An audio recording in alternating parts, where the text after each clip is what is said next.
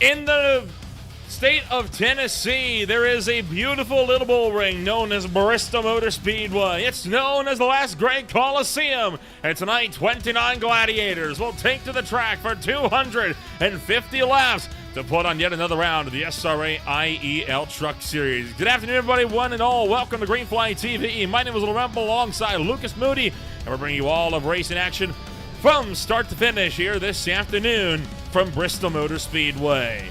It is round number 10 of the championship, and so far things have been looking tight throughout the course of this race. Lucas, tonight's race should be a fantastic show with 29 trucks going for 250 trips around the last great Coliseum.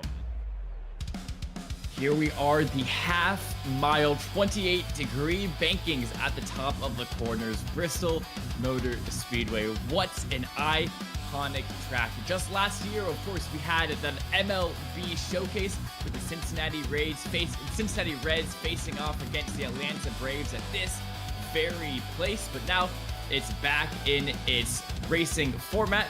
We get to see 250 amazing laps of those trucks going around. We talked about the championship being very, very tight. Michael Gudger just took the lead of the championship from Elliott Kandra last week out by 20 points, as the 09 didn't have the best of runs last week at Indianapolis, and Gudger was able to use that to take away that advantage and, of course, mounts the lead by 20 points.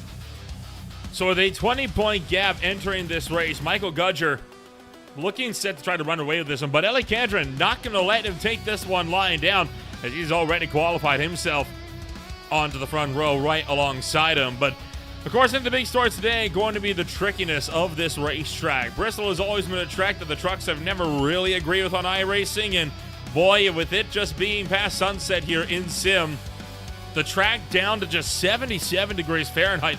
It was into the 90s when they were practicing and qualifying earlier today. It was a pretty steep time jump between qualifying and this race session. Wind up to 5 miles an hour, blowing off to the northwest. And that means that this track here today, Lucas, is going to be significantly different than what they were practicing on earlier tonight. Yeah, the track has cooled down very dramatically since these practice sessions, which will probably catch the drivers out in the amount of grip that they're going to be able to have out there. So your drivers that are able to take advantage of this extra grip early on in the race, you can watch for them to be making a lot of moves early on, make up some positions as well. 5 mile an hour wind blowing off to the west. That is a crosswind coming off of turns 2 and turns 4. So watch for a little bit of understeer coming off at 2 and maybe some oversteer coming off at 4 that'll catch these drivers out. Those exits already tricky enough as it is. The wind is just going to add on to that. Not to mention, don't forget, single pit road this afternoon. That means that even under green flag conditions, you got to pit in turn 2 and exit pit road in turn 1. That means that if you come down to pit under green flag conditions, you're liable to go down at least 3 laps, maybe up to 4, even 5 if you're unlucky enough. And that means pitting under green flag conditions is such a massive gamble, because if you come down pit road and the caution comes out, you're effectively screwed and have no way to fight back to win the race. Yeah, this is one of the tracks, and just like all the other short tracks, where that overcut, staying out for as long as you possibly can, usually wins out over that undercut, even though the tires do fall off very significantly here. Pitting early is just not worth the risk of a caution coming out and trapping you 3 to 4, maybe even 5, as Nolan said, laps down here. So watch for these drivers to be making the absolute most out of their fuel stints and not coming down pit road early at all under green flag conditions. Of course, if there's a caution, expect to see a lot of drivers coming down pit road to top up on fuel and extend their stint as far as possible as they can. But under green flags, I would be very, very surprised if we see a lot of green flag pit stops here tonight, just due to the fact of getting trapped many laps down. Not to mention, last week in Indianapolis, we had ourselves a very green race, next to no cautions in the run at the Brickyard. Tonight, something tells me we're not going to be getting those green flag pit stops. I think we're going to get enough yellow flags to kind of make up for what we missed out last week. But for the time being, time to see who's going to start wherever race in action this afternoon. as we get to see who will duke it out here and where at the Coliseum. Starting this race from pole position, it's going to be Michael Gudger starting his race from number 1 alongside Elliot Kandra at the Tier 1 Setupshop.com 09. Row 2 on the grid, Aaron Rahm brings up the Black's tire, number 6 alongside Zane Bailey's number 4. Row 3 on the grid, Joshua Highball, the first of the Kenzie's machines, the Silverado starting in 5th alongside Jeff Gilmore down in 6th. Row 4 of the grid, Justin Anasogak in 7th. He's alongside Julian Bellew in 8th, with the top 10 closed out by Ryan Wayne and the first Ram on the grid, Wyatt Youngblood. Starting tonight's 250 laps here in 11th position from this 6th row, we have that Tonka 21 of Dylan Wilbers, and to his outside, that nothing but heavy duty 5 of John Bawalda Jr. Looking back to that 7th row, it's going to be that Team IEL 74 of Paul Witt. And his outside, that Chief Express 38 of Thomas Lane Jr. 15th position, none other than that 72 of Michael D. Campbell. To his outside in 16th, we're looking at the other Chief Express 041 of Scott Heidman. 17th position, Silver Fox Racing 52 of Dale Rappin. At 71 of Mike Campbell. Closing out your top 20 here today is going to be that 10 of Aaron May alongside that 17 of Noah Swafford. Back then through the field, it's going to be Dean Ellert bringing up 21st place alongside Anthony Lane, with row number 12 on the grid featuring Robert Amaral and Dan Witt. Row number 23 then, you got Cody Witt. He is alongside Joshua Jernigan, with row 24 holding Alex Romero and James Yerger, the first 2 drivers not putting down lap times this afternoon. And that just brings up the final truck on the grid. It's the Goodweiser number 28 of George Rincon, who will roll out from 29th. So that is your 29 truck field and gridded up and ready to go. Tonight's race will be 250 laps or 2 hours and 35 minutes, whichever hits first. And you and I were talking, Lucas, about the possibility that if we get enough yellow flags, that time limit could rear its head for the first time this season. Yeah, 250 laps is definitely a lot here at a track like Bristol Motor Speedway. Of course, it is a short track, so a 250 lap number does seem very daunting at first glance, and it definitely is, but at least we are at a short track, which, of course, makes that number a little less real at the end of the day. Something interesting about your starting grid here tonight, Nolan, your top 4 in the grid is actually your top 4 in the championship, just slightly out of order, as Gudger, Kandra, Raymond, and Bailey are the 4 quickest drivers over the season so far, and it is going to be a great battle between these 4 on these open laps. Anticipated to be a hard-fought fight this afternoon with just 1 lap left to go. Lucas, what are your keys to victory here this afternoon? And can Kandra or Gudger come out on top, or will it be somebody else? I mean, it definitely could be Gudger or Kandra, your 2 front row starters, but Aaron Raymond, one of the most aggressive drivers in the field, and what is more needed at a short track than aggression? I think Aaron Raymond is going to be my pick to win this race, simply off the fact that the number 6 car is not afraid to put his nose wherever he chooses. So the field going to make their way into turn numbers 3 and 4. We're happy you're joining us for racing action here on Saturday night, as the field will look to enter the restart zone. It's time to get the party started. It's go, go, go at the Coliseum.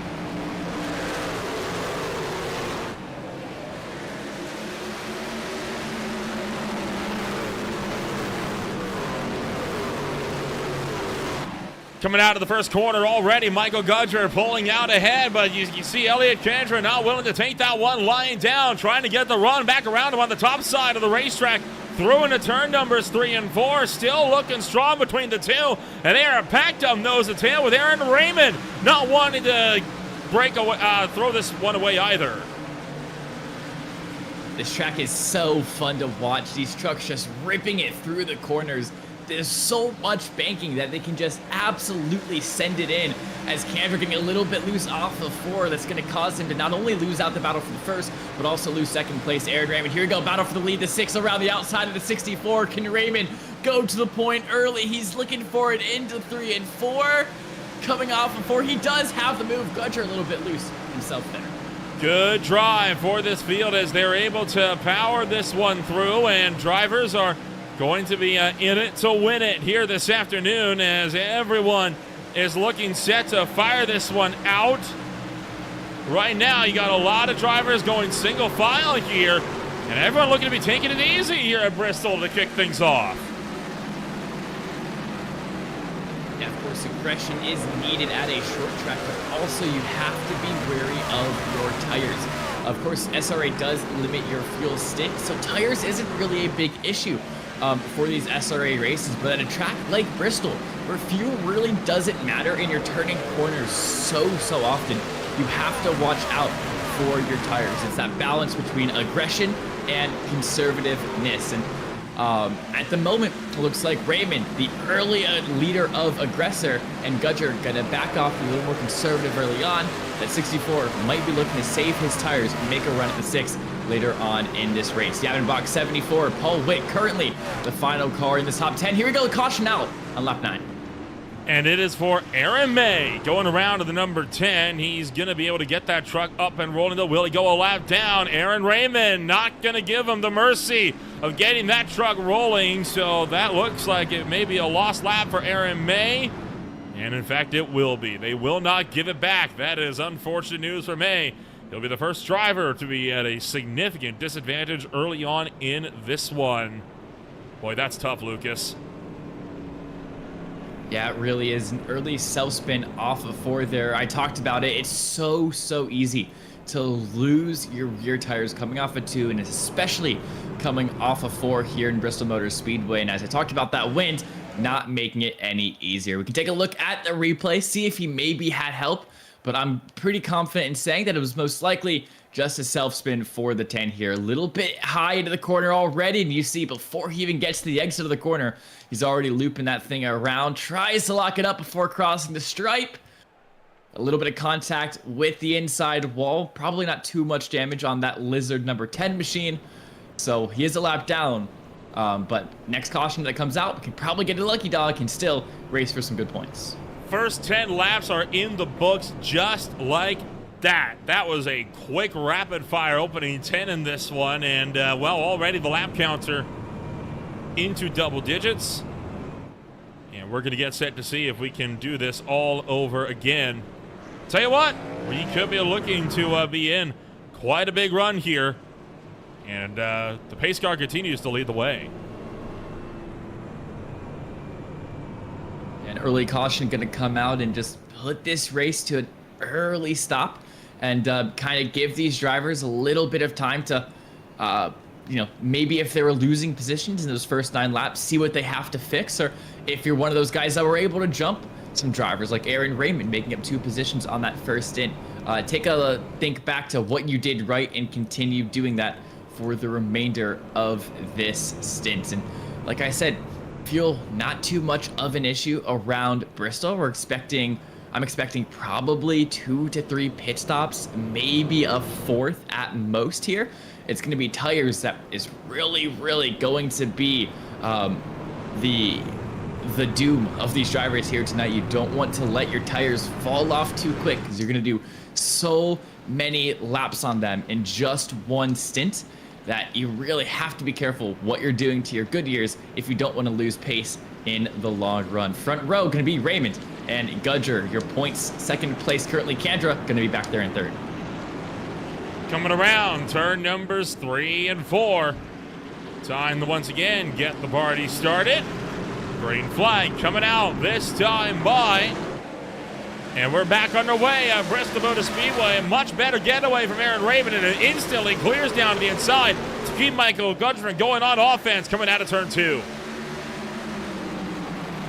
Off of turn 2, Raymond, then Gudger, then Bailey side by side with Kendra. As Bailey looking to take that 3rd place off. He does. That 20 car now going to move himself up into that final podium position. But here comes Justin Sogak with the boost of speed around the outside of the 09. He goes and he's looking for more. That outside lane can really do wonders for you if you know how to work it. Justin Sogak now looking to challenge for the podium position here. And look at the run he's going to get off the top shelf. Zane Bailey just doesn't have an answer for him down on the low side.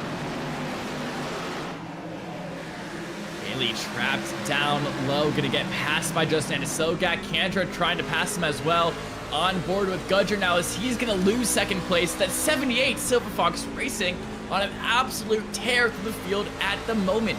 Justin Anisogak has completely turned up his pace here. He is not worried about tire saving.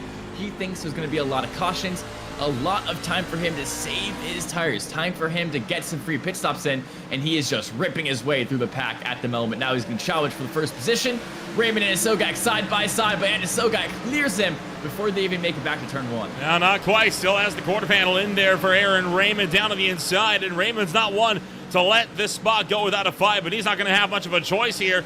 And just about now he gets clear out of turn 4, and Raymond forced to tuck back in line. So we are underway, and we got one truck down pit road. Oh, scratch that, not quite down the road. Campbell got real crossed up, it looked like in turn 3, and he may have had a half spin that sent it towards pit road at least. Mostly single file throughout this field. Dylan Wilbers and John Walter Jr. just exchanged positions though.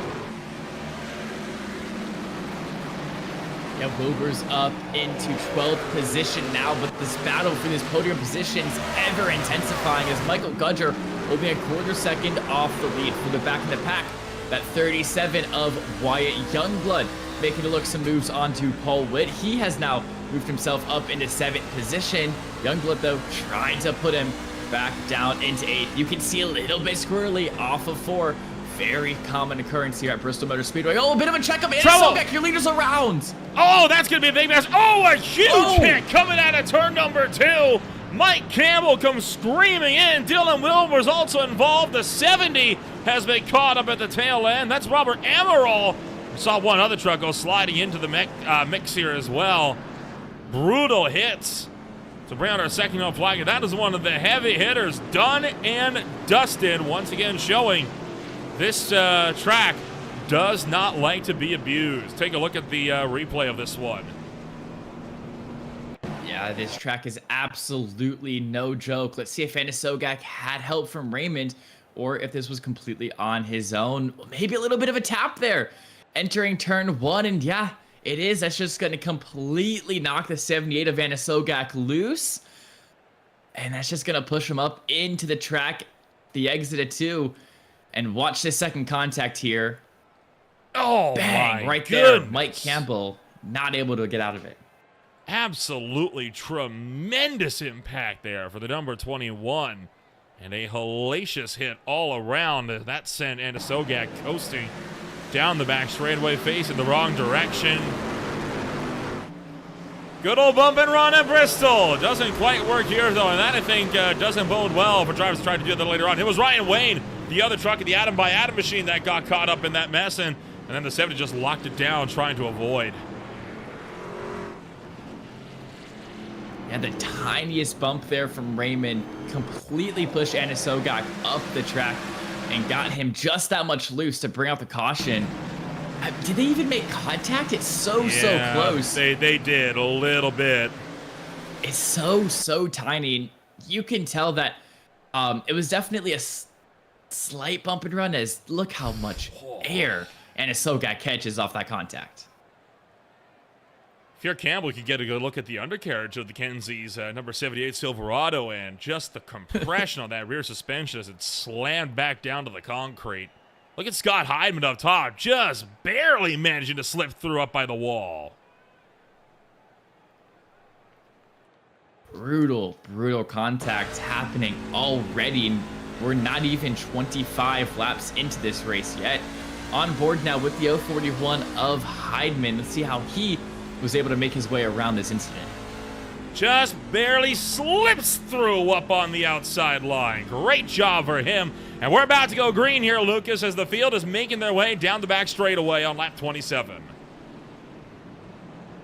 Yeah, Raymond, of course, had to get some damages fixed off of that contact with Justin Anisogak. And Anisogak, of course, going to be out of this race for a little bit, as no fast repairs in this league. Tough break all around as we fight our way to the front. Green flag in the air. We are go once again, and Gudger hopping to the early lead as Aaron Raymond went all the way to the tail end of the field. Zane Bailey and Elliot Candra fighting for second, and We might get round 2 in our grudge match for the lead between Kendra and the 64. Yeah, your two current championship leaders, they qualified on the front row. Don't forget Bailey really loose out of 4 there. You can tell the rear tires are already struggling for these drivers out here tonight. Coming out of 4, Kendra looked like he had a little bit of a run, trying to see if he can attack Gudger on the outside. Nothing going to emulsify just yet, and Kendra gonna have to spend a couple more laps at the least behind this 64 machine, as for the first time in a while, Gudger is going back to that LSU paint. For the past couple of weeks or so, he was running that Ford Mustang livery. Here we go, Dan Witt though, and that 44 gonna be under attack from Jorge Rincon. The battle for 15th gonna be really, really tight, as Witt a little bit understeery off the corner, and Dan Witt not able to fight this anymore. Rincon up to 15th. Oh, look out, Dan Witt gonna go sideways, trying to lock it down up the track. He's gonna collect the 22 of Jernigan. Caution is out again. And Jernigan caught a pretty hefty piece of that up against the outside wall. That was the 22 entry, and he's gonna be forced to the pit road. Look at all the damage on the left front of that thing. I mean, yeah, that 22 hard AF seltzer machine is looking very, very so much worse for the wears there, as Jernigan, an unfortunate victim in that incident there. Gudger maybe playing a little bait and switch of coming down pit road. He's going to stay out for the time being, though. Let's take a look at what happened here, and we kind of saw most of it, but Dan Witt just getting passed by Jorge Rincon, a little bit loose off of 2, and it just comes up the track and smacks into that left side of Joshua Jernigan. He did his best to try to spin it down to the inside, but at that point it was too late. Looking like the 72 of Michael Campbell caught a piece of that as well. And so second yellow flag, make that third yellow flag on the night now. Racking them up quickly, and as I anticipated here, Lucas, we're going to make up for our lack of cautions from Bristol. From Indianapolis, sorry. Yeah, of course, now our third caution on the night already. The caution counter, I'm just starting it right now in our Discord chat. And of course, last week at Indianapolis, we only had 2, and both of those came out within the last 5 laps. So yeah, already, as you said, we're making up for the lack of cautions next week. But I will say, looking on the bright side, Nolan, of course, the fast repairs being removed from this league about 7 weeks ago now, is going to really thin out this field as more and more cautions happen and more incidents occur. Those drivers like Yanis Sogak, like Jernigan, and like Dan Witt even as well, they're unfortunately not going to be able to make their way back onto the track in a timely manner, which should thin out the field and should reduce the amount of cautions we see towards the latter end of this race. It's been quite the journey for quite a few drivers here in the early going, and I'm sure a lot of people kind of expected this sort of stop-start nature going into this one. We had 28 trucks start the race. We're already down just 25 with only 22 still on the lead lap. Drivers that are laps down include Michael Campbell, Dylan Wilbers, and Dean Ellert's number 95, as we are going to get set to go back to green flag racing here. As you can see, Ellie Candro lining up on Gudger's outside.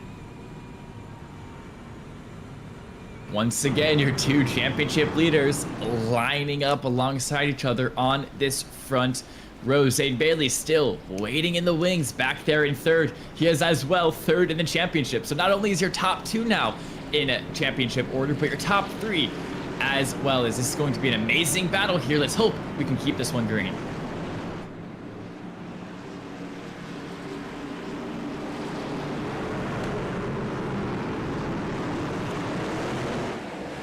Green flag back in the air as Michael Gudger takes off into turn 1. Already clear by 3 from Elliot Candra. Candra doing his best to try to charge after him. Julian Bellew and Zane Bailey fighting side by side, with Bellew having a little bit of a connection flicker up top. Wyatt Youngblood just behind. Right now in a battle with multi-time winner in this series, Paul Witt, trying to get around him on the outside. 74 to 37 side by side for that 5th position, coming off of 4. Poland is able to clear Youngblood, and that 74 is on the charge as he's now looking for maybe the outside of Zane Bailey. Further back in the pack, we're 2x2 though. Raymond trying to make his way back through this field after having that penalty for the bumper run into Justin Anasogak. He is currently down in 17th, but he's looking for more. No, not clear. Cody Witt cleared himself across the nose of Alex Romero, and that's going to bring another yellow flag out. That is number 4. And looking like we had Dylan Wilbers getting caught up with Michael Campbell again, which actually will nullify the lucky dog from both of them. Neither of them are going to get it now. Unfortunate there, because that lucky dog is your best tool to get your way back into this race when you are a lap down. But unfortunately, if you get a 1x, a 2x, a 4x, even a 0x, you're not able to take benefits of that lucky dog. Let's take a look one more time at what happened here, but it seems to be a very common case of clear, not clear. Just pushed up the racetrack. Alex Romero had the nose in still, as he's going to spin up to the top side here in turn 1. Watch Campbell, and oh my goodness, they were all locking it down trying to avoid. And Campbell just went sliding in with Dylan Wilbers. Yeah, and as you said, those two cars, a 21 and a 70 and the 72, both being a lap down, both getting a 4x on that occasion, and not able to take benefit of that lucky dog. On board now with the 72 of Michael D. Campbell. Look, just nowhere to go, as this track is just so narrow, and ends up turning the 21 for his troubles. 4th caution of the night. Hitting lap number 43. Had a little bit of hopes when we made it 10 laps to kick things off, and then about another 10 after that. My hope is not lasting long though, Lucas. Yeah, but that is, of course, just the nature of Bristol Motor Speedway. I feel like almost every series, almost every league that tries to take on this short track, and other short tracks like North Wilkesboro come to my mind as well, New Hampshire as well. Very caution-ridden races. And once again, I bring up the bright side of all of this. There's no more fast repair, so every time a car gets terminal damage, they aren't able to quickly get that thing fixed and make their way back on the track. They do have to sit the rest of the race out in the grandstands, getting an amazing view of the rest of the race from the bleachers, and that does help in thinning out the field a little bit and just, you know, lowering the probability of actually bringing out the cautions, as of course the fewer number of cars in the field, simply put, the fewer number of cautions that will come out, and the probability gets lower of a caution actually coming out. Julian Bellew able to jump Zane Bailey on that last restart, so that 51 machine is going to start from 3rd this time, as that 20 machine of Bailey is going to be demoted down into that 4th position. 200 laps is not too far away as we once again make our way into the Echo Park restart zone. Gudger with the lead. Kendra to his outside. Green flag. Back out. Julian Bellew trying to pounce on the 09 coming into turn 1. Oh! Really good jump there. We're up into the wall. Bailey smacking the wall. Youngblood follows him into it. Bailey gonna now go high, see if he can defend from Youngblood across the stripe. The 37 does file in line. Bailey able to hold on to 4th for the time being. And up in the field, Kendra does hold off to 2nd as well from Julian Bellew. For the back in the pack now, Noah Swafford looking for the inside of Thomas Lane Jr. Trying to fight for it here as they make their way to the front straightaway. Wilbers, Lane, Raymond, and Rincon all under a blanket as the 17 gets crossed up, and they're going to go 3 wide into turn 3. Aaron Raymond shoots up the middle and picks off 1, but not able to get 2. So still double file deeper in the pack, but Aaron Raymond trying to rapidly cut back to the field.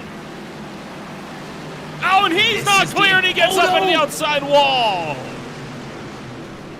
And that was the aggression I was talking about in this pre-race. Raymond, one of those drivers that's not afraid to go for the moves and cut his way through the pack, but unfortunately, it's going to catch him out now as contact with Jorge Rincon and that 28 machine going to be once again ending his run through the field. Let's take a look at how this all kicked off. Yeah, just getting the run here into turn numbers towards turns 3 and 4. I mean, Rincon wasn't necessarily up by the wall, but, I mean, Raymond would have had the outside call there. And so we're going to slow her down again. Boy. Yeah, it's a really tough one to call for the admins. I mean, looking at it, of course, wrapping up the track, but Rincon's not doing him any favors by not going all the way up to the wall on that incident. And because of that, I think it's really hard to put the blame on Raymond. I mean, especially because if Rincon's all the way up to the wall there like he should be on most cases, Raymond isn't going to make contact as well. Michael Campbell is going to loop it around under caution further back in the pack. Right then. I sense a story.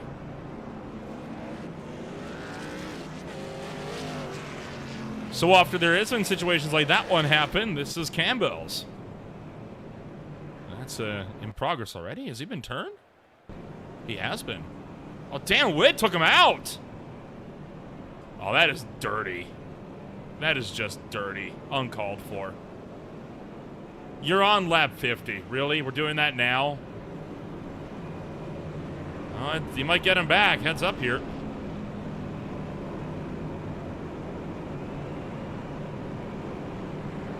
As Bristol bringing out the tempers early on here, just a fifth of the way into this race. We already have some contact that might not have been precedented. I'm going to give Dan Witt the benefit of the doubt and say that maybe he just...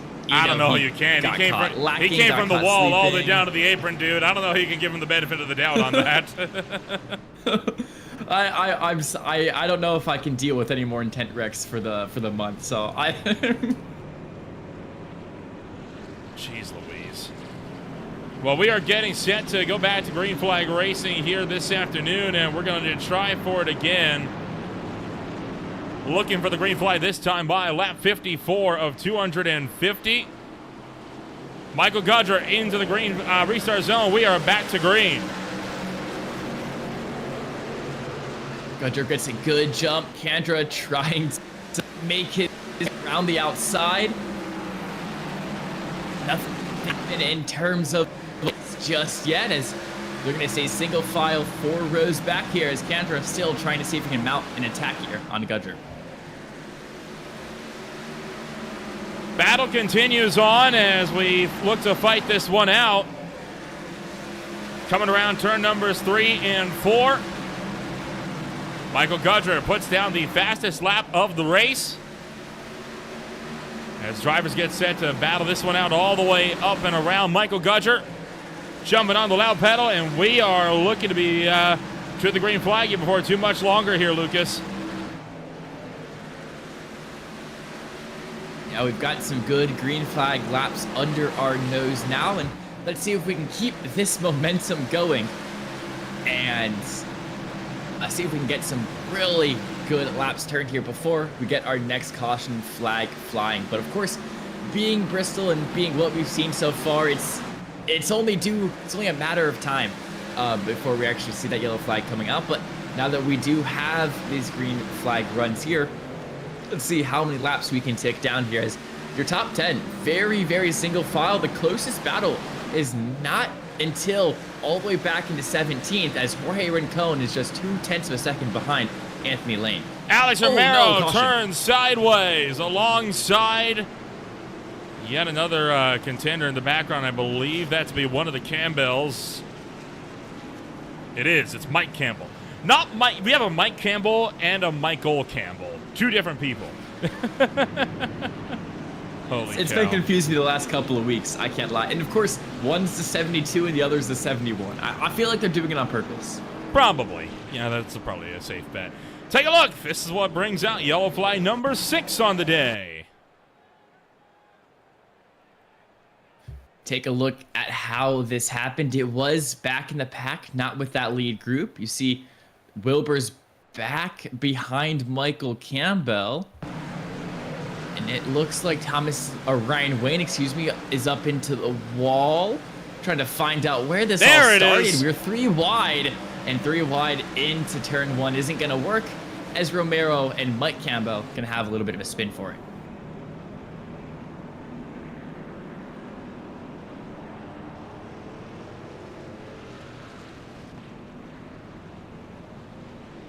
So with that, caution flag is out once again at Bristol Motor Speedway. We're going to take ourselves a quick step back. When we return, racing action continues on Green Flag TV. Stay with us. Racing isn't easy, but experiencing it is. iRacing puts you in the driver's seat with the industry's leading sim racing game. Drive on laser scan replicas of the greatest racing circuits from around the world. Go head-to-head against other drivers chosen by skill-based matchmaking to ensure competitive racing at every level. Compete across all your favorite series. In officially licensed cars, engineered to deliver the most accurate driving experience possible.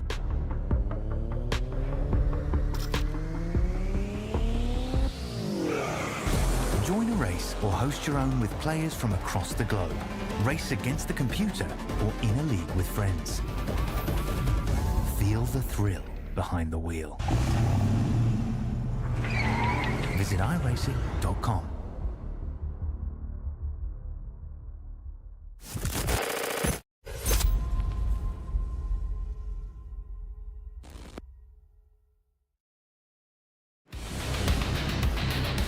Welcome back to Green Flag TV, where we are gearing up for more racing action at the Bristol Motor Speedway. Yellow flag number 6 is what we are currently working. Just 64 laps into a 250 lap race, and the brawl is looking set to continue here, Lucas.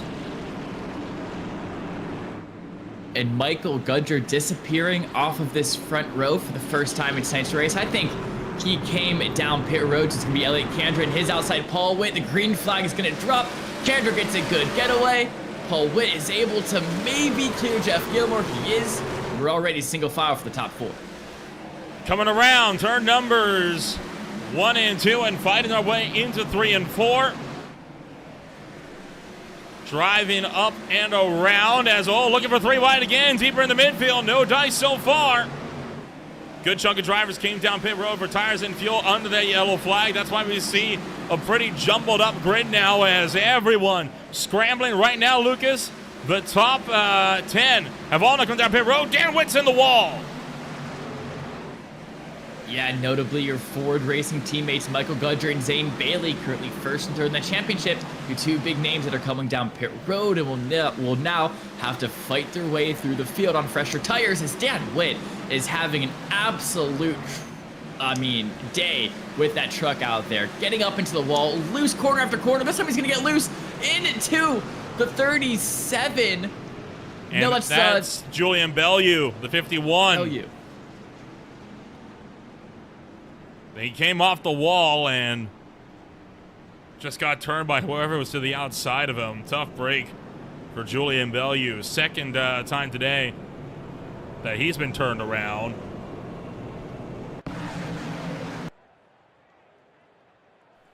And so Romero and the 51 able to continue to bounce this one back and forth, and it was Dan Witt, got loose, came off the wall, and that was after Witt had already caught the wall himself earlier on. Probably got damage that led to that incident. Yeah, Dan Witt for 4 consecutive corners off that restart, just either loose off of every corner, up into the wall off of every corner, and not able to make the adjustments in his driving, make those changes to stop his car from getting loose, and just wasn't able to tame his truck by the end of it. So unfortunately for not only the 44 of Dan Witt, but especially Julian Bellew, your innocent bystander in this incident, Bellew's going to have a lot of damage as his front nose would have taken a hefty hit into that outside wall. And Dan Witt going to be coming down pit road as he now has a penalty to serve as well as either an incident penalty for hitting the incident limit, or maybe he got caught speeding coming down pit road.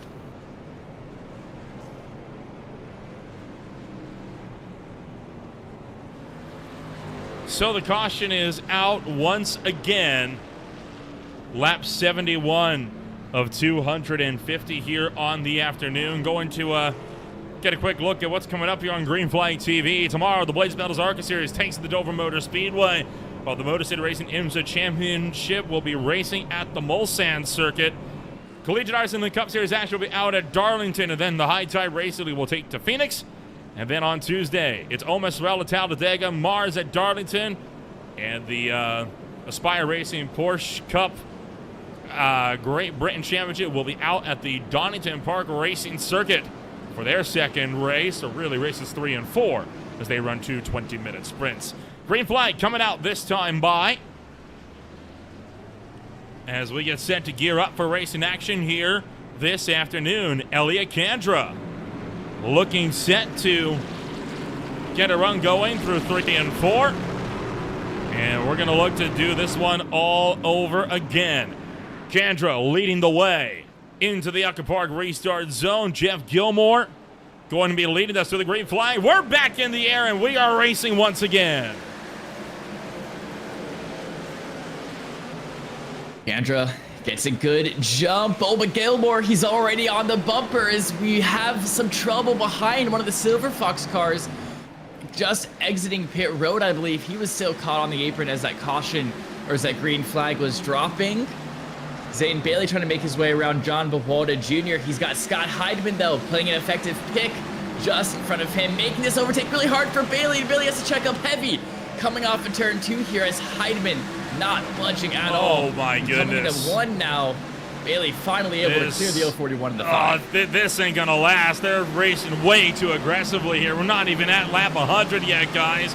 Michael Gudger cutting left, cutting right like a BMW driver on the interstate, trying to find any kind of lane to make some ground. Wyatt Youngblood trying to fend off the likes of John Bawalda Jr. And Bawalda's into the wall, and for the 3rd yellow, it's not the sorry, I thought that was Bellew. That's Aaron May turning to number 5, and we again have a truck sideways entering turn 3. Yeah, I mean, and this is just the nature of Bristol. Yeah, good grief is right, as Charlie Brown's catchphrase in full appearance here tonight. 8 cautions, 77 laps. Let's open up that replay viewer once again here tonight. As you can see, Bawalda Jr. trying to clear himself, but there's Aaron May there. The wall.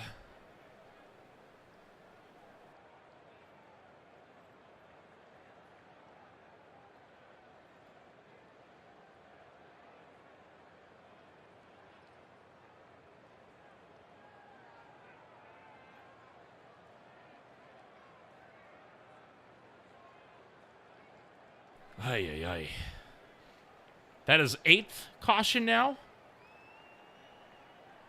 Yeah, the caution counter is up to 8, and I mean, like you said, we're just making up for lost time from last week at Indianapolis, and of course it's Bristol Motor Speedway. What are you expecting in a very aggressive league in the very hard to manage truck? It does definitely make sense that we're averaging about 1 caution every 10 laps. But as I've said about 3 times or so this stream, I'm starting to sound like a broken record. We should start to see this pack thinning out with the lack of faster pairs, cars getting terminal damage, not able to make their way back into this race. And that should, keyword should, lower the amount of cautions we get towards the end of this race.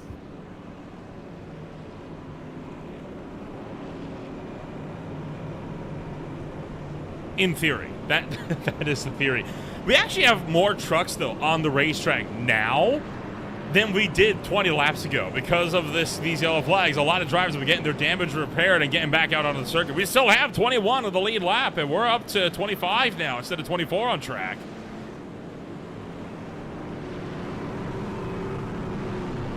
Yeah, so not too much attrition setting in yet, as many of the drivers still able to continue running in this race. Out of the 28 car field, 21 still are on the lead lap. So even though there's been 8 cautions at this point, only 7 drivers got taken off of this lead lap, and 3 drivers in fact are still racing a couple laps down. As the pace car now pulls in, we're gonna get ready to go green again. Ellie Cantor with the early launch, wanting to break away from this field early. Lane will be able to clear for the number 2 spot. Zane Bailey and Noah Swafford side by side behind, along with Youngblood and Gudger. Fighting into turn numbers 3 and 4. Back to the front. Still no problems, at least from the front runners up here. A lot of the problems have been always coming from the midfield towards the tail end of this one, and that's looking like it might be a trend that continues throughout the course of this race, as several contenders are looking to go side by side throughout the top 10. Aaron May seeing if he can find a move onto Julian Bellew. Further up, though, this battle for 6th position. Noah Swafford looking for the inside, and now the battle for 3rd intensifying as well. So the battle's really starting to kick off here on lap 84. Wilbur's slowing up into the wall for that Tonka 21. He's definitely having some issues further back in the pack, but for the time being, Elliot Kandra still leading from Zane Bailey, from Wyatt Youngblood, and Gudger still trapped back there in 4th after his pit stop on that 6th caution of the night. Well, the fight going to keep running as is. Wyatt Youngblood 3rd. Or he was at the very least, as Michael Gudger fought his way back around him. Noah Swafford getting a little bit crossed up and goes down to the inside. Swafford restarted this race 4th, and now he has dropped outside of the top 10 and is about to lose the top 15 at this rate. Now we see both those yellow trucks having some issues. Maybe now that that sun has set, the moon glow isn't too favorable for those trucks painted bright yellow, as both Swafford and Wilbur's running into some troubles. Here we go, Zane Bailey on fresher tires has finally caught the leader, Elliot Cantra, and looking for the outside of turn 2. Let's see what he can do. Trying to look for the outside. Big question is, will it be a successful move? Outside to inside as he tries to stuff this one down the inside of Kandra. Kandra trying to lead the way up top. Zane Bailey continuing to hold the inside of the Tier 1 setup shop Silverado. Going to continue to pull clear up top, and here comes Gudger, ready to get throw his out of the ring. And look at this gaggle back here for about 6th on down. Talk about a gaggle. We have 7 cars completely under a blanket. They are 3 wide with Alex Romeo caught up in the middle. For a moment, we're up into the wall. Is the 38 of Thomas Lane Jr. Dale Rapp getting a little bit loose coming off of turn 4 there. Witt looking for the inside of Lane. And I mean, this race is just absolutely intensifying here on lap 91. Going back to the battle for the lead, though. 4 cars fighting it out, seeing if they can dethrone Kandra. A lot of drivers putting in the work here, trying to see if they can't upset the run of the 09. Up top, Gudger sideways, but he catches it off of turn 4. So Kandra, Bailey, Youngblood, Gudger, but here comes the number 20. Looking back for the inside here into turn numbers 3 and 4. Caution, and Zane Bailey took the lead away. It's Dan Witt again, caught up on the apron. This 44 has had an absolute barnstormer of a race. He's going to tow back to pit road, and honestly, if I'm him, I've had a little too much mental wear to continue racing at this point. He's just in front of Michael D. Campbell. Oh, no contact made. He's just going to loop it out of 4. There was contact, but it was well after the fact, then into the inside wall, big time for Dan Witt. And he took the 71 with him. Tough break here. What a journey that we have been put on here this afternoon. Lucas, I want to make a bold prediction here. Caution count, 24 to 25, because we've been averaging 1 every 10 laps for the past 95 laps now. I mean, with the number that high, you're approaching zero torque Martinsville levels of numbers. I think that ended with a total of 25 cautions, if I'm not mistaken, by the time everything was said and done. But we had cautions on, like, what, lap 11, lap 19, lap, 27, lap 36, lap 48. Like, it's been about every 10 laps, give or take a couple. Yeah. I don't think it's a bad assumption. No, I definitely think if there was a Vegas line, I definitely think the over-under would be set at 24.5. Especially with how the race is going so far. We've literally been averaging a lap or a caution every 10 laps or so. Of course, you do have to do some manipulating to the line, assuming cautions are going to be less likely to happen at the end of the race. Personally, I think a Vegas line would be at about 21.5 cautions for a 250 lap race. Just given everything I know about this league, I know about this track, I know about this car, very tricky to handle, and about the weather conditions these drivers are facing here tonight, I think the line would be set at 21.5, and I do think the over is looking pretty good. Of course, you're predicting 25 by the end of it, which would assume that the cautions aren't going to lighten up by the end of the race, which of course is a very like not correct, but like I can't think of the word, but a prediction that definitely makes a lot of sense. But of course, I'm under the impression that the caution should lighten up by the time this race ends. Green flag will be looking to come back out this time by. And we are going to look to go right back at it. Green flag into the air. We are right back to it here as we cruise into turn number 1.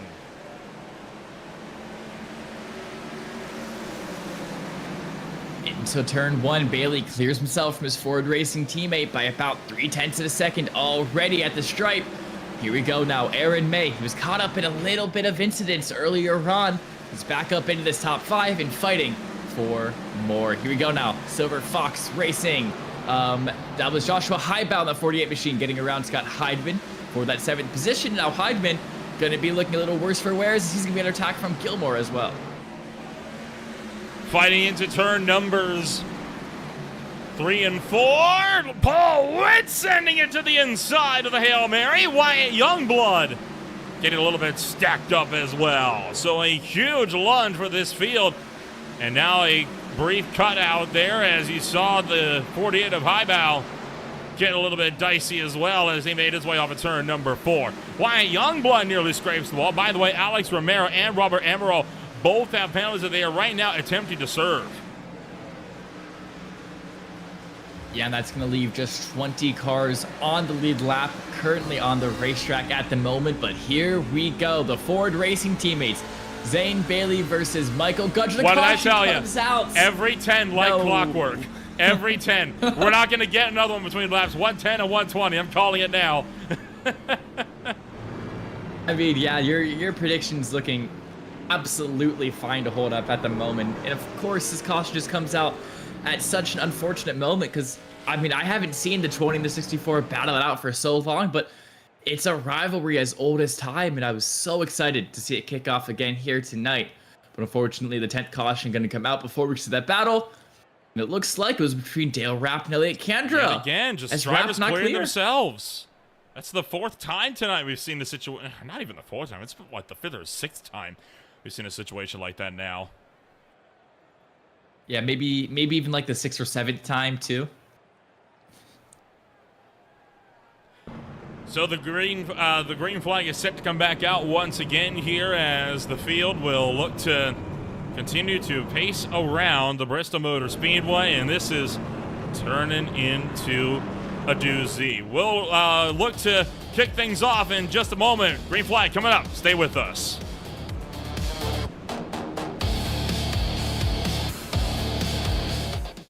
Racing isn't easy, but experiencing it is. iRacing puts you in the driver's seat with the industry's leading sim racing game. Drive on laser scan replicas of the greatest racing circuits from around the world. Go head-to-head against other drivers chosen by skill-based matchmaking to ensure competitive racing at every level. Compete across all your favorite series in officially licensed cars engineered to deliver the most accurate driving experience possible.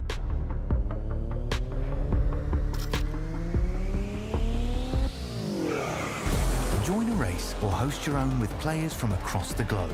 Race against the computer or in a league with friends. Feel the thrill behind the wheel. Visit iRacing.com.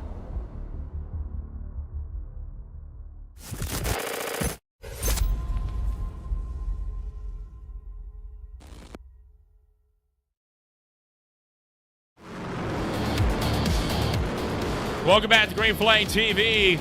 Getting set to return to Green Flag Racing here this afternoon. My name is Will Ramble alongside Lucas Moody. Bringing you all the action from Bristol Motor Speedway. And this is going to be lap 108 when we go green. Lap 108 is going to be just about 142 laps left to go here. And let's see if we can get our first real green flag run of the night. Of course, cautions breed cautions, and that's what's been happening for the past 107 laps. But maybe this time could be the difference. Echo Park restart zone is here. Bailey gets on the loud pedal, and Gudger not able to follow up his teammate. He's already under attack by Julian Bellew. Bellew down to the 3 and 4. Gudger looking to go up around the high side as everyone tries to fight this one out. Heading around turn numbers 3 and 4. Zane Bailey continues to lead the way. Gudger kicking the tail end out. And they are able to pull things up just enough to keep the momentum rolling forward single file throughout the grid. The battle now for 13th position. Jorge Rincon looking for the outside of Ryan Wayne. Noah Swafford playing an unintentional pick on this battle for Rincon, as that 17 car being on the high side is going to make it harder for the 28 to get around Ryan Wayne, though a little bit loose coming off of 4. Gives Rincon a little bit of momentum. Coming off of 4 this time by into 1. Rincon is able to clear Ryan Wayne. That 28 machine now moves up into lucky spot number 13, and further up in the field, Thomas Lane Jr. looking for the inside of Wyatt Youngblood. Oh, boy. Almost clear himself off of 4. Youngblood does a great job of keeping his truck around the outside, but this time out of 2. Lane Jr., or Wayne, excuse me, or yes, it is Lane Jr., does have the spot. Okay, I see how it is. We're going to get elbows out now, are we, as drivers continue to go double file deep in the field. That's Noah Swapper looking at the inside of Rincon. You've also got Anthony Lane and Cody Witt that are gearing up to race it out as well. But Lane quickly pulling clear. Now Cody Witt under quite a bit of heavy fire coming down to the turn 1. Cody Witt on the inside of Jorge Rincon. That 28 machine having a lot of momentum over these past couple laps, cutting his way through the field. He's looking for 11th. Oh, Ryan Wayne almost making contact with the 4 of Cody Witt. That could have been really, really bad, but luckily this time nothing is going to happen just yet. And it looks like we might be breaking our caution every 10 laps or so streak. Unless I've just jinxed it, You had to say something. Wow. You had to say something. That is 100%. Forget blaming the driver. That is on you, through and through. So rarely do you get a commentator's curse that well timed. I can't believe that. And it was the big one too on top of all of that. The biggest crash all night. Ay. Get a look. They got tangled up, and it was Lane came off the wall. Rincon came down the track as Swafford was coming up. No idea what the 4 was doing. He's going to go hard to the inside wall. Watch Scott Heidman come in here and vault off the side of Anthony Lane in a big way. Alex Romero got involved. The 19 got involved. About 6 or 7 trucks in total getting caught up in that mess. The big 1 strikes there, and on lap 116, take another look at it at speed. You see already Anthony Lane gets a little bit loose off the corner, and that just causes a big checkup with Heidman, Yerger. Cody Witt gonna be completely facing the wrong way. Looking down, I believe that was a 72 of Michael Campbell. And taking another look at it, it's just such a... How it kicked off is so weird, and huge contact there between Lane and Heidman. Nearly went over with that one.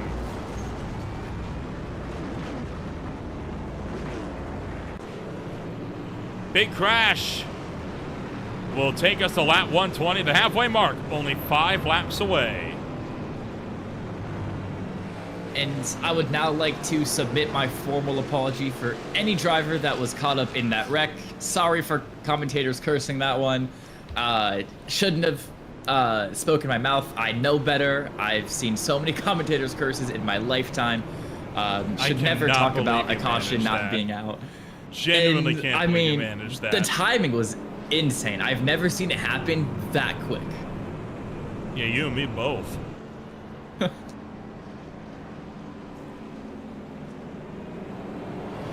Well, we are geared up to go racing once again. And we'll try to do this all over again. Just 4 laps away from halfway when the green flag comes back out. Lucas, what are you thinking? I mean, I'm thinking a lot of things, mainly attrition at this moment. But of course, Bailey and Gudger did come down pit road, and the 2 quickest cars in the field that are still surviving are going to be starting from 4th and 5th, which could cause some chaos in these top 5. To turn numbers 3 and 4, green flag back in the air. Caution number 11 draws to a close, anticipating number 12 within the next 10 laps. As we fight to 3 and 4, Youngblood up top already. We're going around turn 3. And Paul Witt comes to stop in 4. He's going to hit by Campbell and Lane. Sliding in, Romero comes in as well. And that will take us past halfway. I think we've just devoted into anarchy at this point. As devolved, I think you mean. Devolved, yeah, that's a we much have devoted way into anarchy. I feel that. Yeah. It's been one of those days. I've already had to call one wild race with VSCA earlier today. I was not anticipating another one. Yeah, and of course, FTR happening as well today, which I did the first 2-hour stint. But it looks like on this occasion, Paul Witt just looping it around. And take a look at these 2 ARCA-breaking moments. The first one, Michael Campbell out of the slowest car down. That one I can hardly blame on Campbell. The caution wasn't out yet. This one here is the inexcusable one, if you ask me. Yeah, I definitely agree. Romero's got to get your brakes locked down before that. Even Dale Rapp, you can say that 52 machine should have been slowed up as well. But here we go now. On board with the... Watch the yellow lights on the... Watch the green light on the outside there. Right there. Caution is out.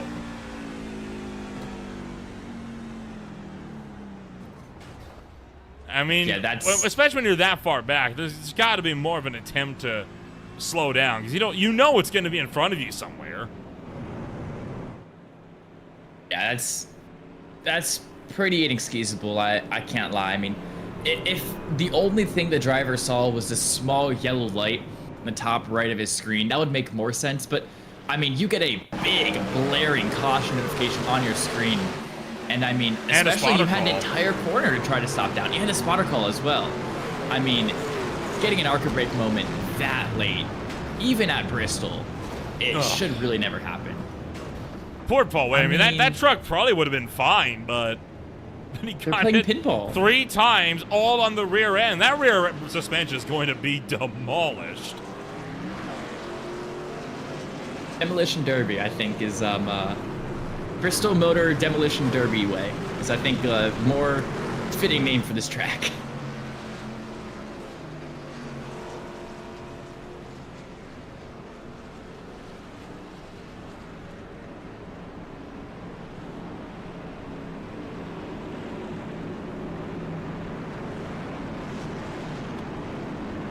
Field getting set to come back to green flag racing, this time by with 124 laps to go. And green flag back in the air. And 5 black flags simultaneously handed down. Bellew, Wayne, Anna Sogak, Swafford, and Dale Rapp all caught for restart violations, and around goes the 40 of high bow. And we're under the yellow flag again. Self-inflicted, that one. Yeah, Highbell just loops it by himself there off of 4. And with all of those penalties coming out at the same time like that, I'm assuming it was just a car out of position, not able to catch up to the rest of the field in time. And as you can see, all those penalties being cleared, as it simply put wasn't on any of the drivers ahead. It was probably on at fault of one of the drivers behind. But since all of those 5 cars were out of position on the restart because one of the guys behind couldn't catch up, they were all given penalties for that and then promptly cleared by the admins as well. Pit stop's going to be coming into effect now. Youngblood, Thomas Lane Jr., Paul Witt, and Sogak Romero, and a hefty amount of others making their way down pit road to get some fresh tires on top of on fuel. Caution number 13 on the day, and so it continues. We'll be back in a moment with more on Green Flag TV. Stay with us when we return with under 120 to go.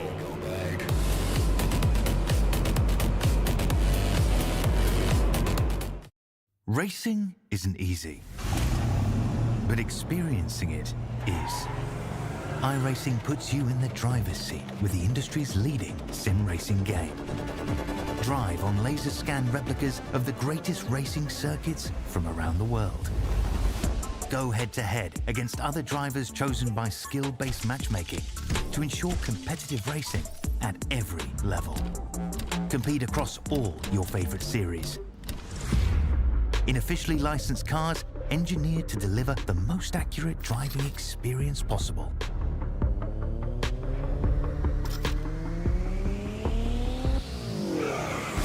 Join a race or host your own with players from across the globe. Race against the computer or in a league with friends. Feel the thrill behind the wheel. Visit iRacing.com.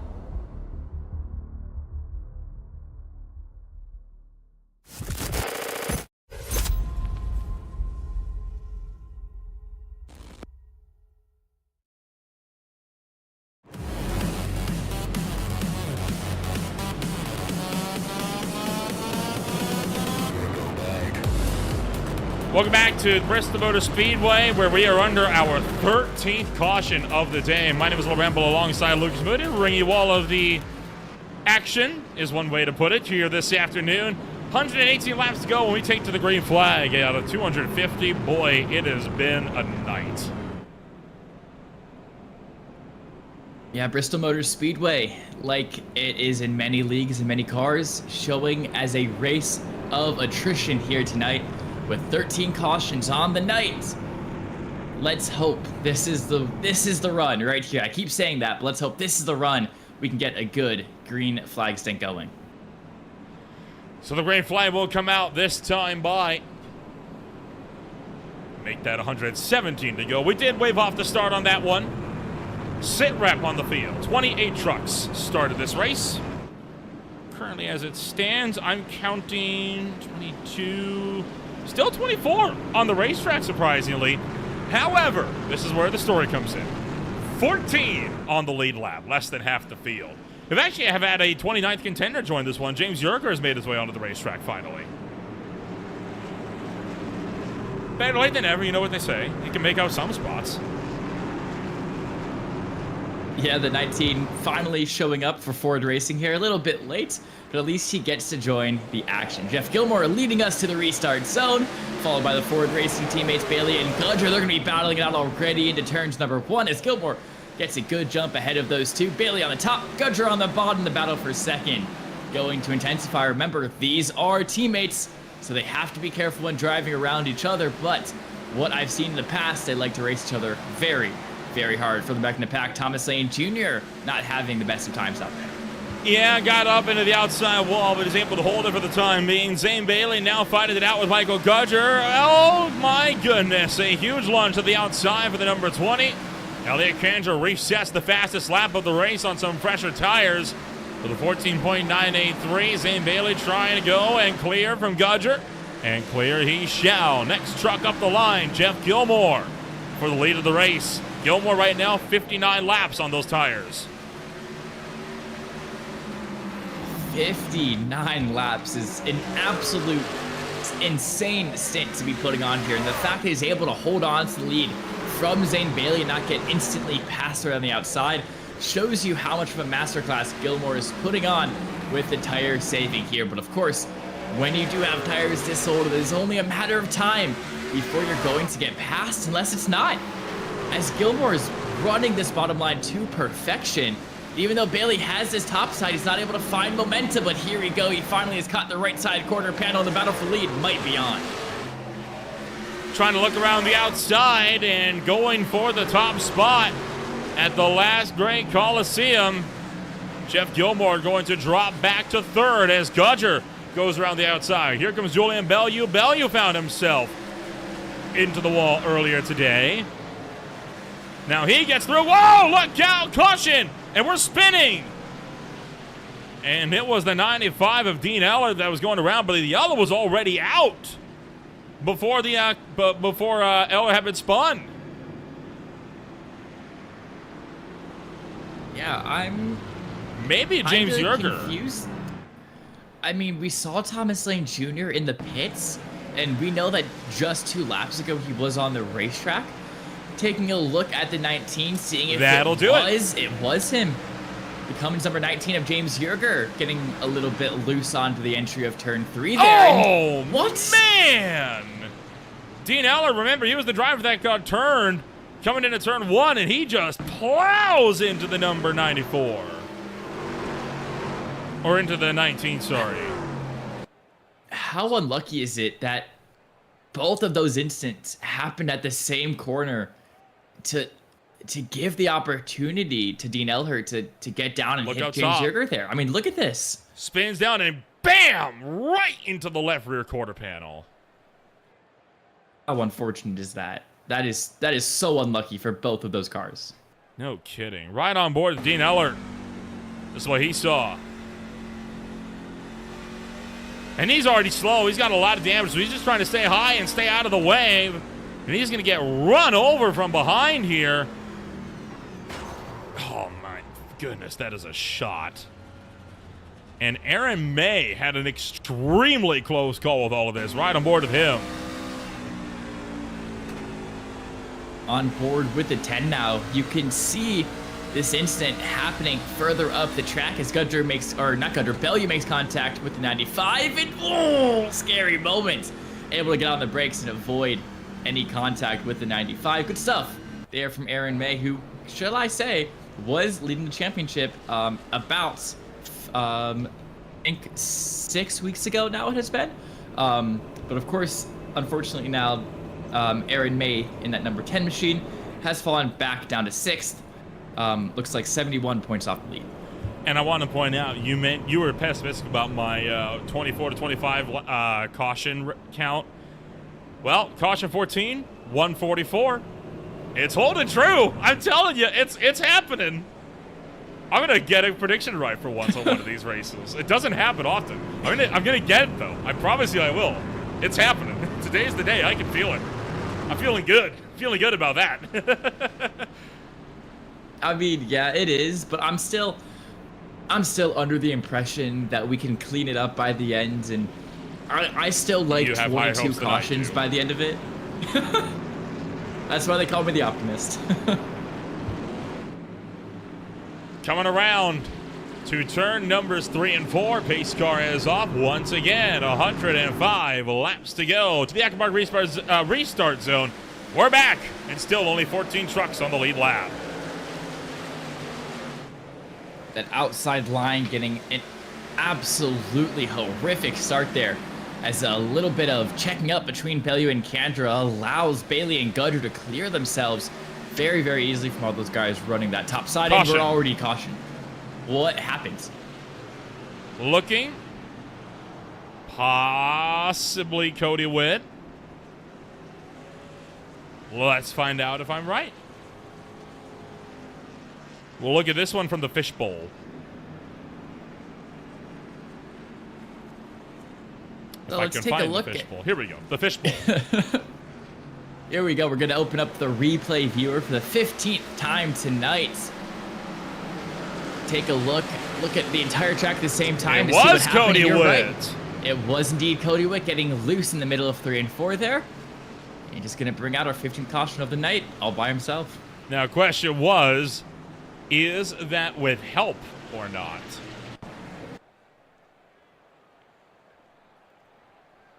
He's to the outside of Gilmore and Youngblood. There's the 78 right in front of him. That's Anna Sogak, and yeah, just lost it by himself. Too much rear brake bias on that one. And you also can't forget that with the fact that we're always green, yellow, green, yellow, green, yellow, these tires are going through so many heat cycles. And every time that green flag drops after a caution ends, the tires are going to be cold. They're not going to be up to temperature. They're not going to provide all the grip that the drivers are used to. And lap after lap, caution after caution, it's catching these drivers out. And once again, it's going to catch out the 4 of Cody Witt. That's going to bring out 15th. That's right, 15th caution of the night. And we still have 102 laps to go. And if Nolan's prediction is right, we got 10 more of those left.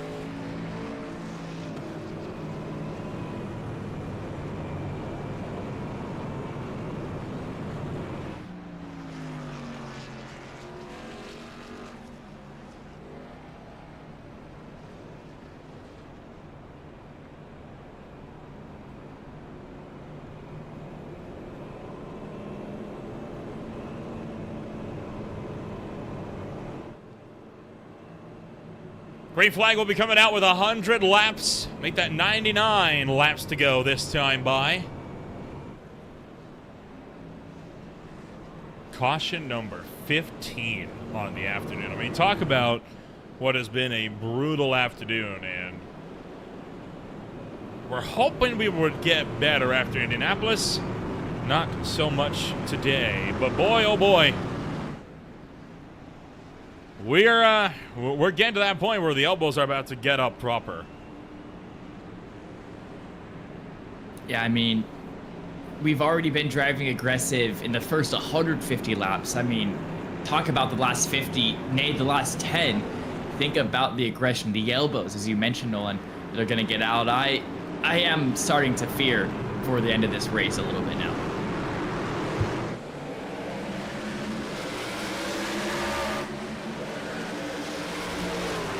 Field back into the air as we get set to take a run down towards the front straightaway. Bailey, Gudger, Bellew, Witt, Highbow all lead. Everyone else fighting for scraps at the tail end of this one as Rincon and Youngblood continue to scrap it out. Jeff Gilmore forced to come down to pit road because he has got a black flag and he will have to serve.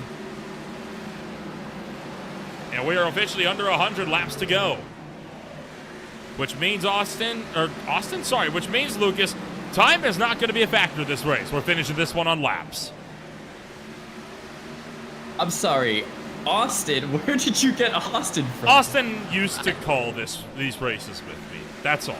Oh, okay. So like 8 months ago? Yeah, a little while, yeah.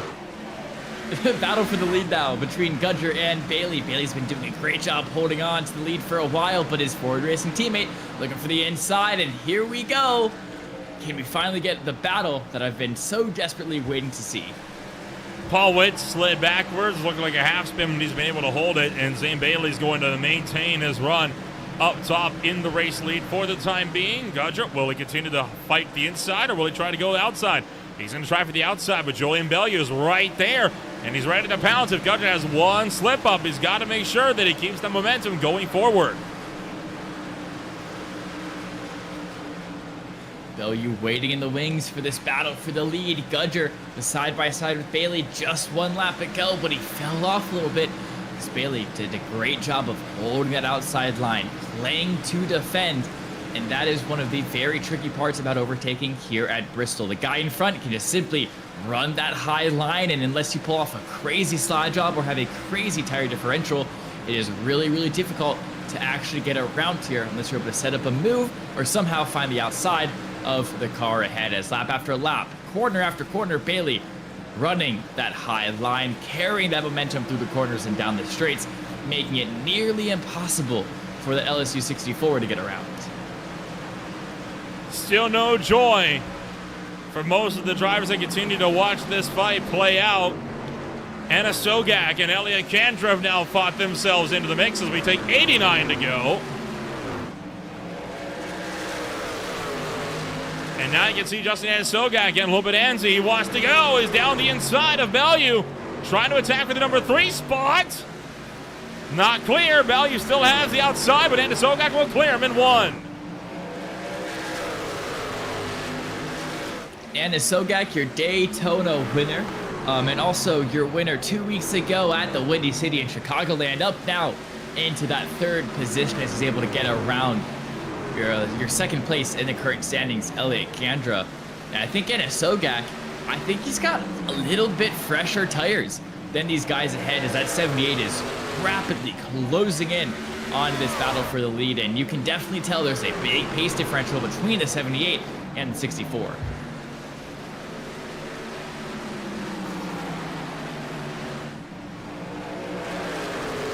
So the field's going to continue to keep the momentum moving forward.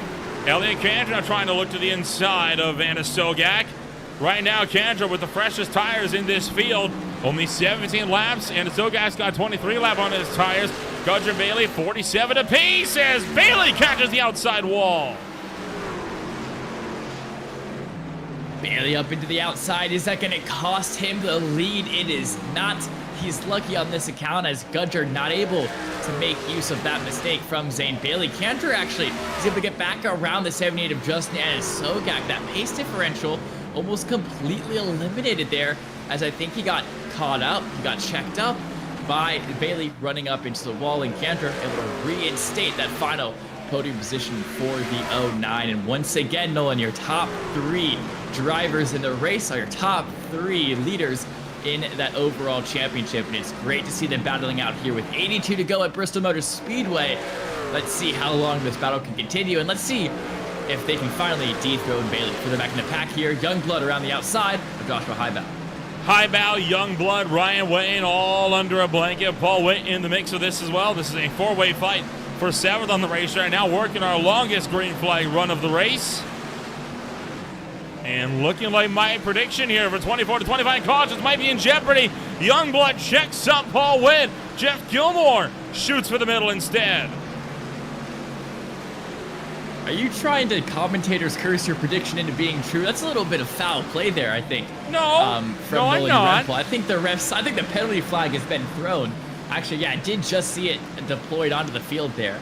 As maybe some foul play being shown from our commentators here tonight. But Wyatt Youngblood is able to hold on to this 9th place for the time being, but that admin box 74 of Paul Witt looking for the inside. But off of 4, Youngblood has that run, has that momentum.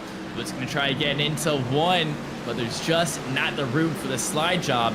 They're going to be side by side for many, many laps now at this point. Unless Youngblood not able to find the momentum still. He loses a lot of time into 3. That allows Witt to finally get through, and Jorge Rincon going to follow that up as well. He is now going to drop out of the top 10, Youngblood. Back up to the front, Gudger and Bailey still trying to fight it out. That's the thing about Bristol, right? You really never have a chance to breathe around here. It is such a rapid-fire racetrack that you got to just be in a constant go, go, go type of attitude every time you're out here. Dale Rapp staying up high, going to let the leaders through down on the inside line. Elliot Kandra still tucked up to the back of the leading 3 as well. Kandra now looking for the inside.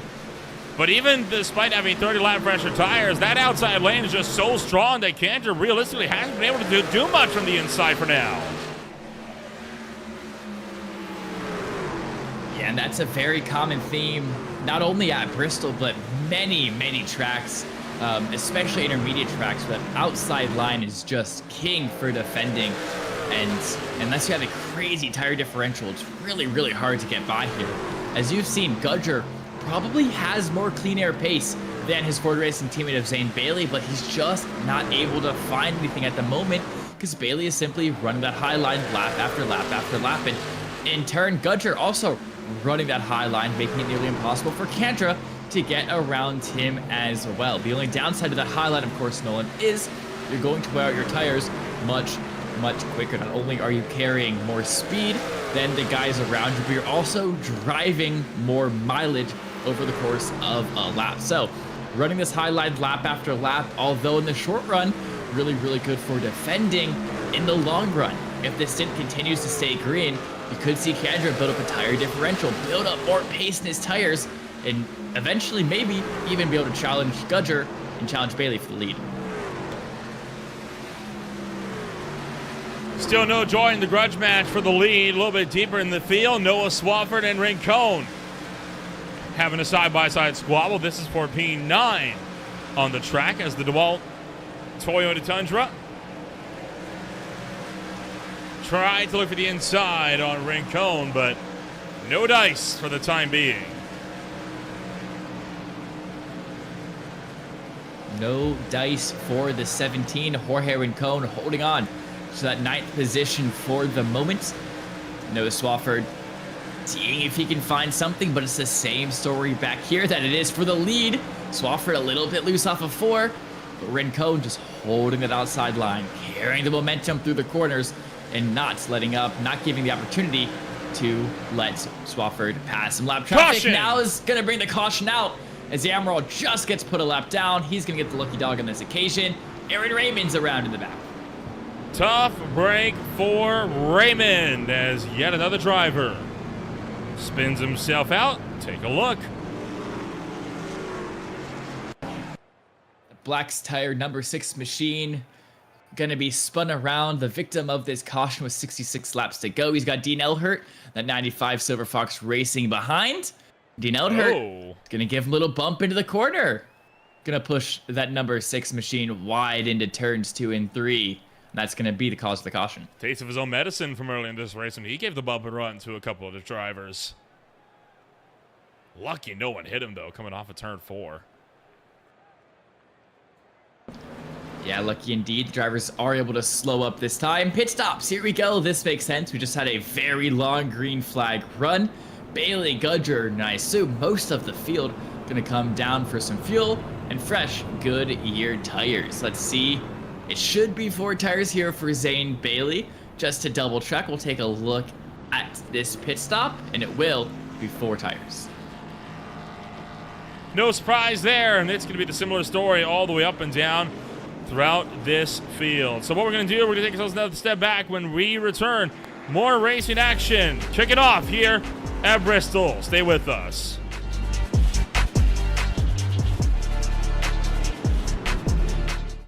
Racing isn't easy, but experiencing it is. iRacing puts you in the driver's seat with the industry's leading sim racing game. Drive on laser scan replicas of the greatest racing circuits from around the world. Go head-to-head against other drivers chosen by skill-based matchmaking to ensure competitive racing at every level. Compete across all your favorite series. In officially licensed cars, engineered to deliver the most accurate driving experience possible.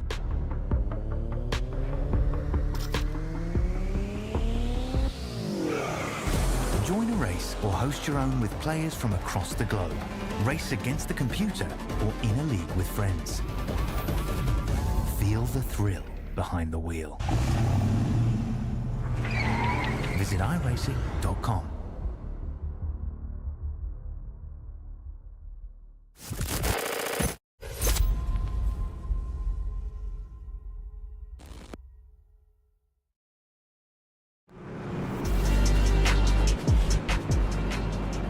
Field is stacked up, doubled up, and we are ready to do this all over again. Looking for the green flag this time by, and Lucas coming off of our longest green flag run. Do you have faith we might be able to get a good run out of this one? I sure hope so. And we'll look to find out as the field is going to come out of turn numbers 3 and 4. 61 laps the distance. We're back to green now, just 12 on the lead lap, and looking for 3 already into turn 1. Yeah, 3 wide is John Borda Jr. staying out on older tires. He's gonna get gapped. Zane Bailey looking for the inside as Bellew look for the outside. And Bailey's around this time. Then. Oh, and into the wall, but Walda smokes the sand barrels at pit entry. No caution yet. And we're not going to get one. I got secondhand pain from watching that. That is such a devastating hit to the front of your truck there. And Bawada Jr. is just completely stuck in his sand barriers. Probably has engine damage, so he most likely can't back that thing out of the sand barrels. Let's take a look at how this happened. We saw that he's on older tires getting completely split. Bailey in front of him is going to spin on his own. And boom! Ugh. And that blew the motor instantly. Not sure why he hasn't. Now the caution is out. So that might explain it. I think they... No! Paul Witt's had a problem!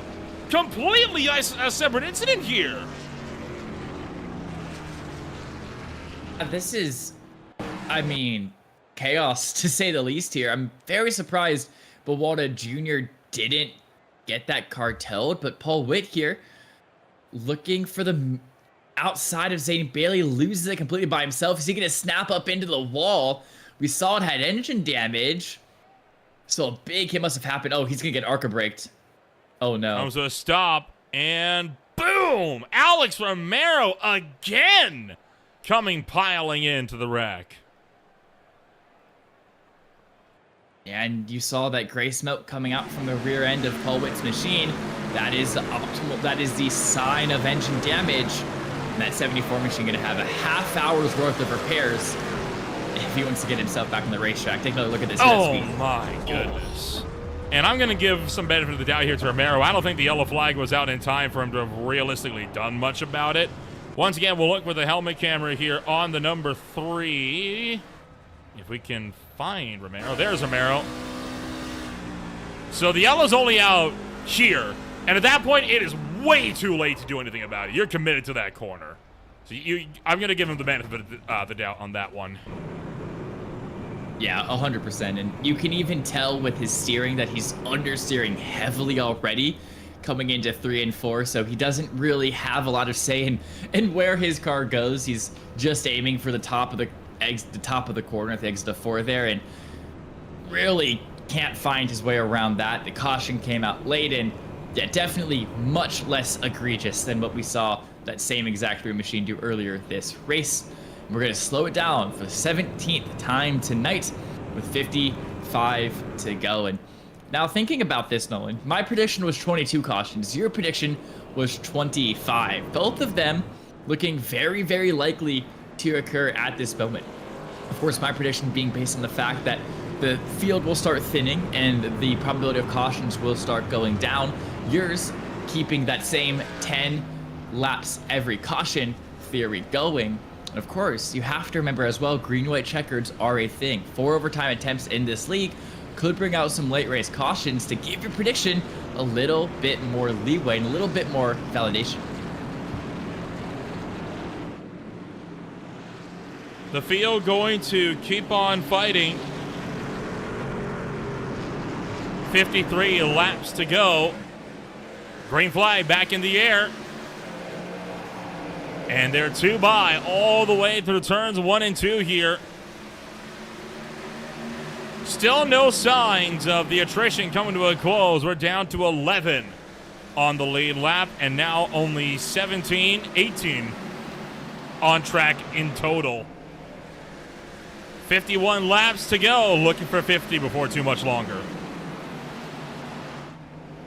Battle for the lead is on. Gudger looking for the outside of Elliott Cadger, your 2 championship leaders side by side, and it turns 1 and 2 they go. Gudger still holding onto that inside line. Cadger trying to defend on the inside.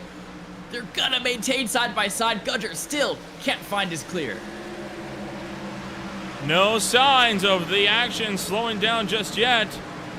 So they're going to keep up the battles here. And Lucas Candra headed down low. Michael Gudger all the way up to the outside wall. Can he hold on with 49 laps to go? John Bawada Jr., by the way, has been disqualified. Not sure what for, but it has happened. He has been DQ'd. And I'm willing to bet is because he failed to serve the meatball flag that he got assigned with. So Gudger and Candra continue to battle this one out. as we fire to turns 3 and 4. And Kendra is doing a magnificent job on this inside line, playing great defense. Usually you just see the outside line running away here at Bristol, but Kendra kept that defense up for about 7 laps or so, and he still hasn't allowed Gudger to clear himself. And lap after lap, Gudger has to run that outside line, has to wear his tires more than Kendra. And even though in the end, Gudger finally gets past the 09, that 64 used much more tires than the 09 did on those last 7 or 8 laps or so, which by the end of the stint could be very costly for Gudger and might give the chance for Kendra to make his way back by the end of this race. Gudger will look to continue battling this one out with no end in sight. You want to talk about a run that we have been having here this afternoon, and I tell you what, Gudger, Kendra, and Asogak, Wayne, and more continuing to fight this one out. And right now, 44 looking for 43 laps to go. Yeah, another decently sized green flag run looking to kick itself off here. And the battles, oh, Kendra, a little bit of loose off of 4 there. Can that give Asogak the room to look for second place? Kendra has to go high through 1 and 2 to defend. Then Asogak not able to take advantage of the mistake from the tier 109 machine. Your top 5 still single file.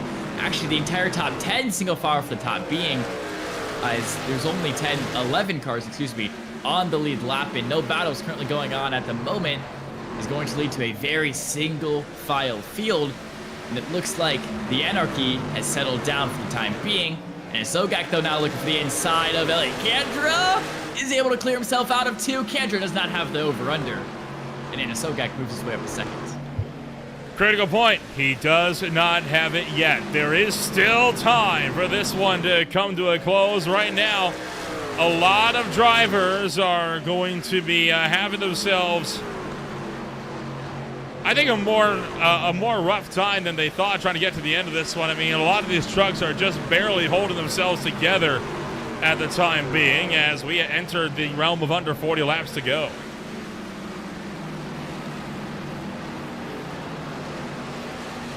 .38 laps to go. Gudger holding on to the lead for the time being, seeing if he can further cement his championship lead over Elliot Kendra and Zane Bailey. Of course, Kendra currently 20 points behind Gudger. Bailey currently 25 himself. Your next driver, Aaron Raymond, is 48 points behind Michael Gudger, and that 6 machine has not had a great race tonight at all, as it's currently down in 30 laps behind us. He is just in a race of, I forget the word for it, but essentially trying to cut down his losses as much as he possibly can, trying to see how many points he can scrape up before this race ends, as Gudger, Kendra, and Bailey all looking to gain a ton of ground on him in this championship battle. Matter of fact, Ryan Wayne only 20 points behind Aaron Raymond coming into this race. Ryan Wayne up there in 4th, Raymond down there in 19th.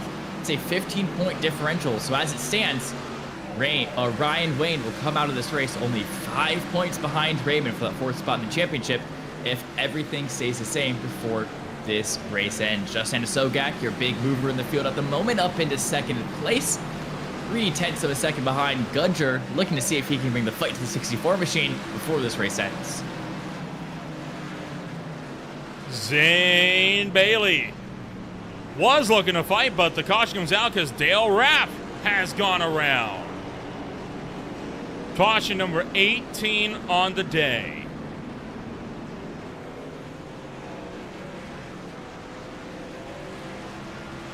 Eight 18 times we've slowed this race down. At least the cautions have been getting less and less frequent over the past 70 laps or so. Let's take a look. Dale Rapp on the inside of White. Youngblood coming off of turn 2.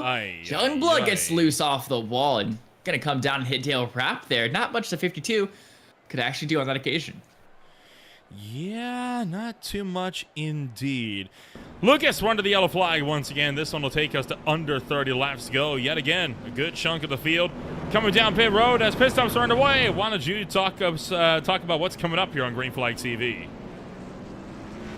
Yeah, it's an exciting week here on the channel, as not only today, we just finished up 2 amazing endurance races. Of course, the VSCA taking on Laguna Seca earlier today, and FTR kicking off their 6th race season at Belgium. Their 6-hour race won by RPM Racing in the GT3 Pro class. But what we got coming up, of course, tomorrow night at 7:30 p.m. Join us once again as Blazing Pedals Leagues, now the Truck Series, taking on Dover Motor Speedway. That'll be me alongside Justin Prince.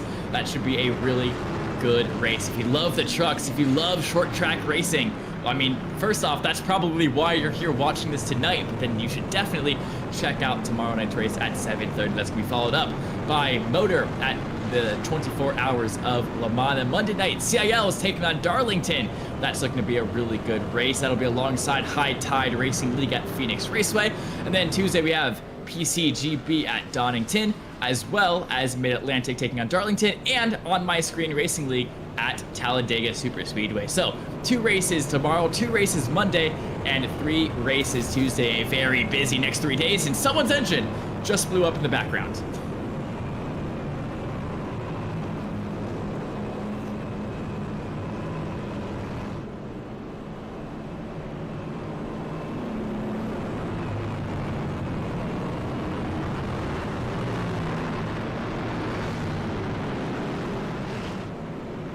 Green flag coming out this time by 27 laps to go.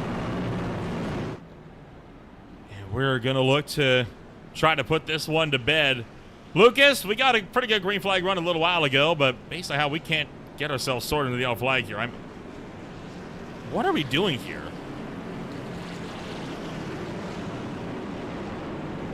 I don't know. I think Dale Rapp confused on where his 52 car is situated in this restart. That's going line. to delay the green flag, understandably so. Yeah, very rightfully so. We're going to do one more lap under pace car conditions. And I think now the 52 of Dale Rapp has sorted himself out. Of course, he was involved in that last incident, so he's going to be put further back in the pack because of that. I think we've all got it sorted out, and some very new faces up here in the top 4 is Julian Bellew, of course, one of the quickest drivers here tonight, constantly in the top 5, but he's going to be joined by Aaron May, Noah Swafford, and Michael Campbell, who are making their appearance in the top 5 for the first time tonight. Let's see what Aaron May can do, starting from the point on this restart.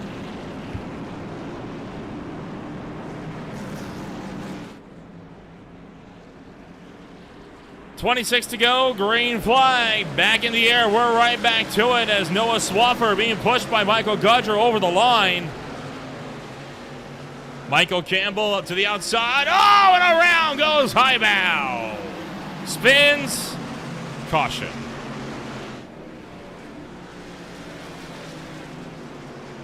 And we're not even going to make it one entire corner before we're going to slow it down once again here with 25 to go. Aaron May going to drive through the pace car for the fun of it.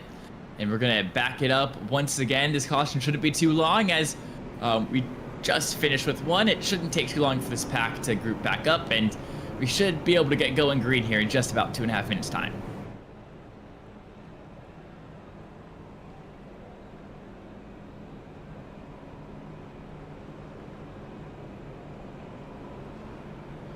Lucas, I'm going to be honest. I'm out of things to say about this race.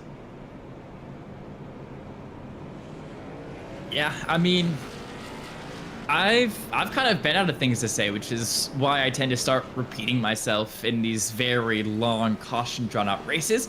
One thing we can say, Wyatt Youngblood getting the lucky dog on this time. That 37 machine going to drive his way around the pack and get his lap back, and that should put him back on the lead lap. Yes, it does. But we now have 12 cars back on the lead lap instead of the 11 that we've had for the last 30 laps or so. Julian Bellew gonna make his way down pit road in that 51 machine. As let's take a look at your live championship standings. Gudger still gonna be leading the charge by 24.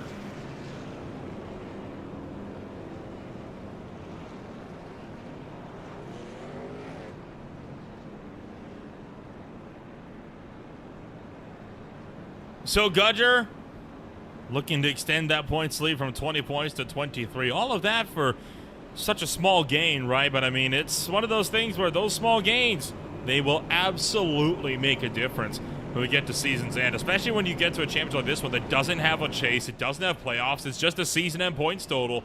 You got to make sure you can get every advantage that you possibly can. It doesn't matter how small, because that 1 point can be the difference maker. Yeah, 100%. And with the championship that's been really, really close for the past 7 weeks, it only stopped being close when Elliott Kandra had an absolute shocker of a race last week out of Indianapolis. But besides that, the gap between Gudger and Kandra was under 5 points for 6 consecutive weeks. And that just goes to show how much every single point matters. Of course, it is a bit of a different story at the moment, but you never know what will happen to Gudger in future races. And he needs to be picking up as many points as he possibly can before the worst comes to happen. Another driver's engine blowing up there in the background as the pace car finally going to pull down into pit road. Aaron May going to once again lead us to the green. He gets on the loud pedal really, really early. A little too early for his liking, maybe, as he's going to get loose. That allows Gudger to go around the outside. And the Gudger's almost looping it. He almost lost it, but he holds it together. Now Elliott Kandra sideways and inside. He slips up to the middle of the field. And he's going to go tumbling down the order as a result. Everyone trying to stack it up as a result. Looking for 19 laps to go here. Aaron May. No! May spun hard into the inside wall. No caution yet. Now it's out. Aaron May on older tires, not able to hang on to his rears. Gonna get it loose coming off of turn 2. And we're gonna slow it down for the 20th. You heard me right. 20th time tonight. We're 2 cautions away from my prediction, 5 cautions away from Nolan's. We'll take another look in slow motion at how this all kicked off. As coming off of 4. Oh, Gudger may have clipped him. Story might not be as cut and dry as I initially thought, Nolan. Get right on board with Gudger here. I think he may have turned him.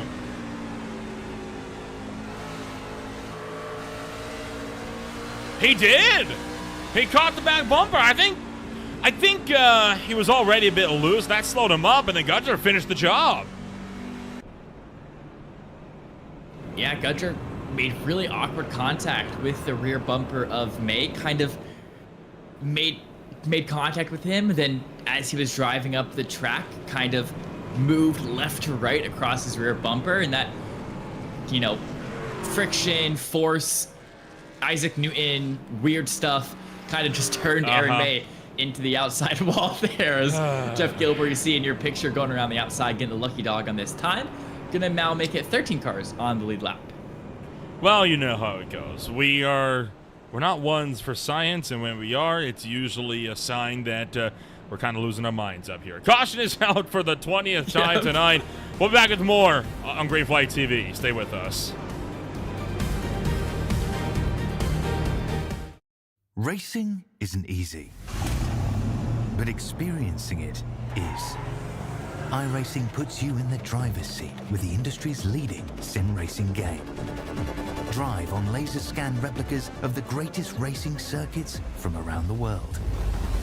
Go head-to-head against other drivers chosen by skill-based matchmaking to ensure competitive racing at every level. Compete across all your favorite series. In officially licensed cars, engineered to deliver the most accurate driving experience possible.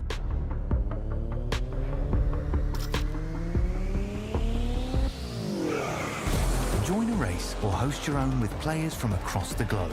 Race against the computer or in a league with friends. Feel the thrill behind the wheel. Visit iRacing.com.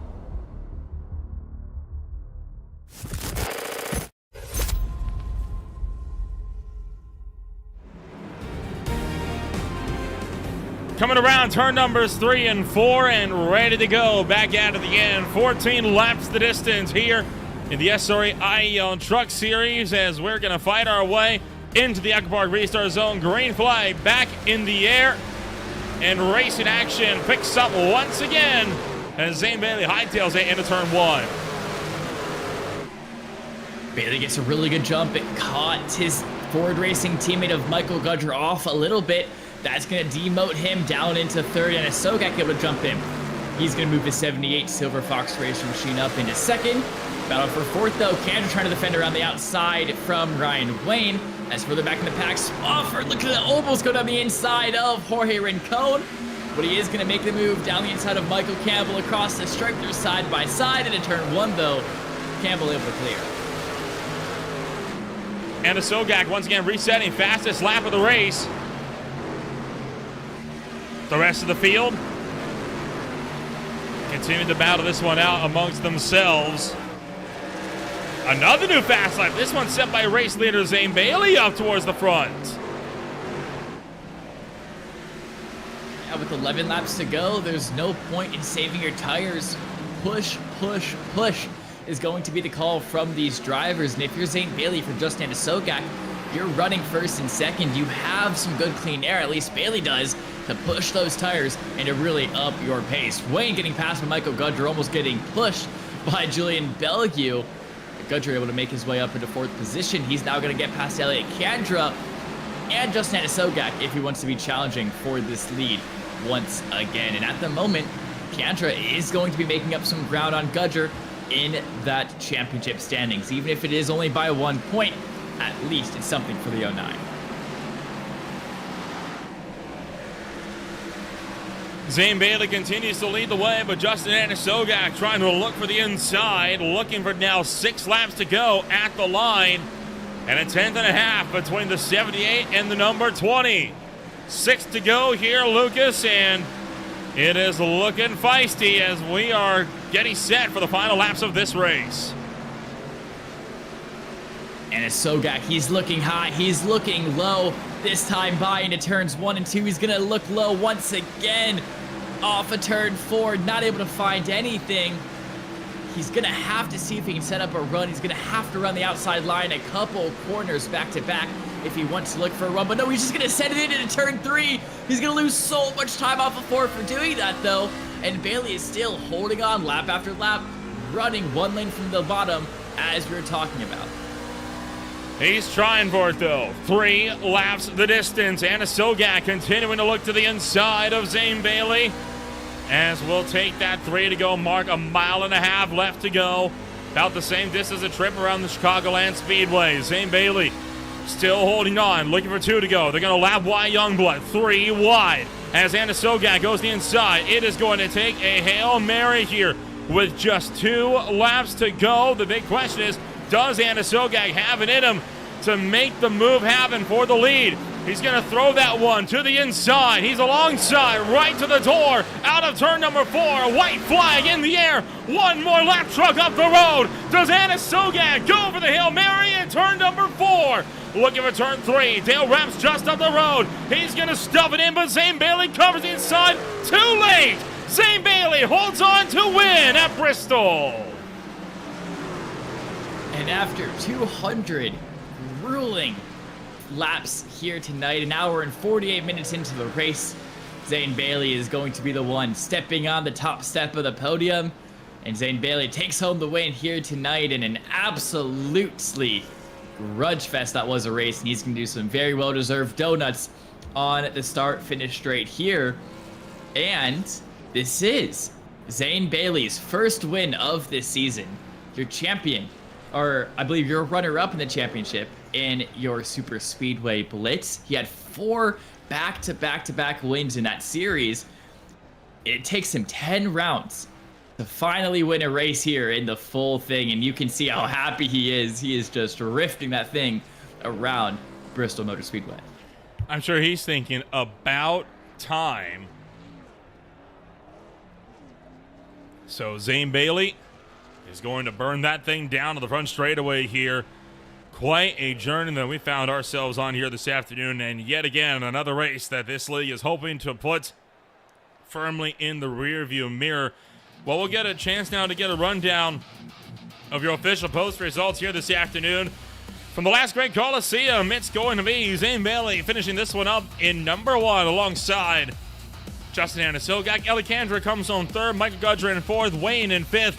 Bellew in sixth. Rincon in seventh. And his Highbow, Swafford, and Campbell for the top 10.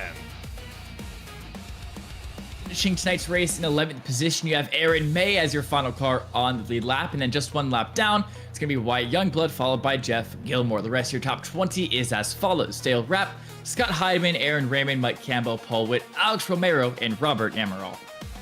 And then back to the field, it's going to be Cody Whitkin, Alan Thomason Jr., James Yerger, all failing to finish this race, along with Anthony Lane, Dan Witt, Dylan Willis, Joshua Jernigan, and John Bowalda Jr. finishes this race 250 laps down. He was disqualified for failing to serve a meatball flag. All of that takes us to the conclusion at long last here this afternoon.